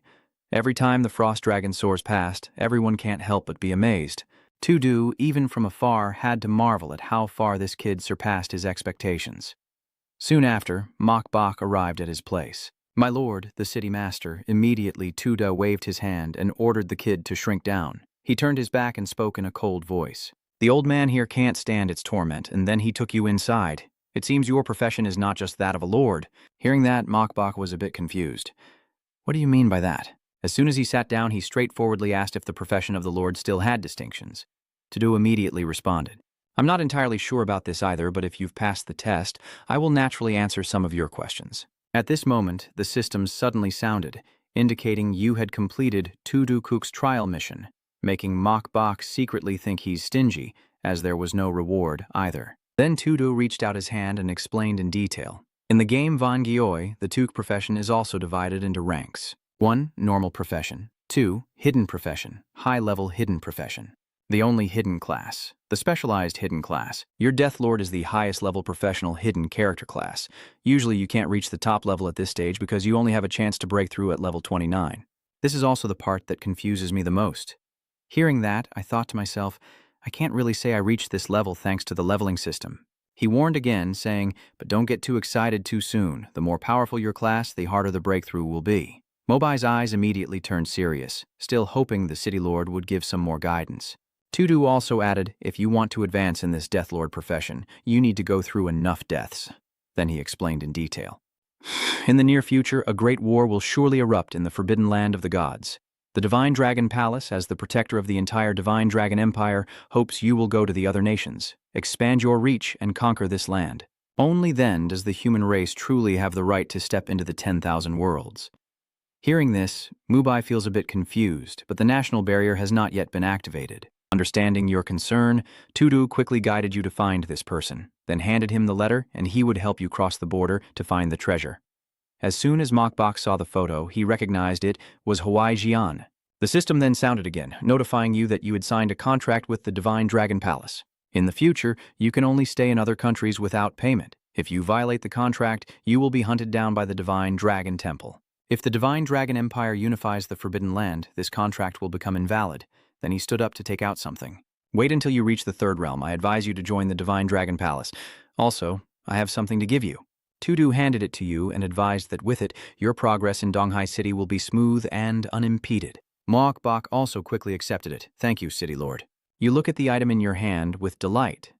The EC Order 00711 is a special item, a token crafted by the City Lord, Tudu Kuk, and possessing it will make you the owner of Hospital Number 007 in the EC City. Mokbok silently marvels that now he owns a house in a first-tier city.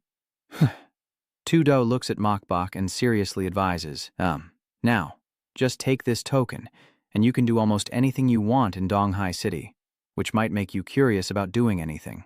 So immediately after, Dong to Mokbok's sharpness flared up dangerously. Can I kill someone? He was momentarily surprised by the other person's question. Kill someone?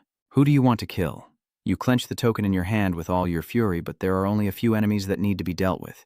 After the exchange, Mubok immediately rode the Icebone Dragon and flew away. The scene shifts to Donghai City. He looked around and sighed. This was the first time I truly had a chance to observe Donghai City closely, and it was really not small, almost as big as the capital of Shenlong Kingdom. When we arrived, it also landed for Mokbok to jump down. This should be it. At this moment, 2 guards approached and stopped him. The private courtyard is off limits, but Mokbok casually tosses the token towards them. A guard picked it up and examined it carefully. Then he put his hand in his pocket and walked away casually. Can we go in now? The 2 guards also bowed deeply in respect. So it turns out to be Lord Baye. Of course he can come in. As soon as Mubok stepped inside, he sighed.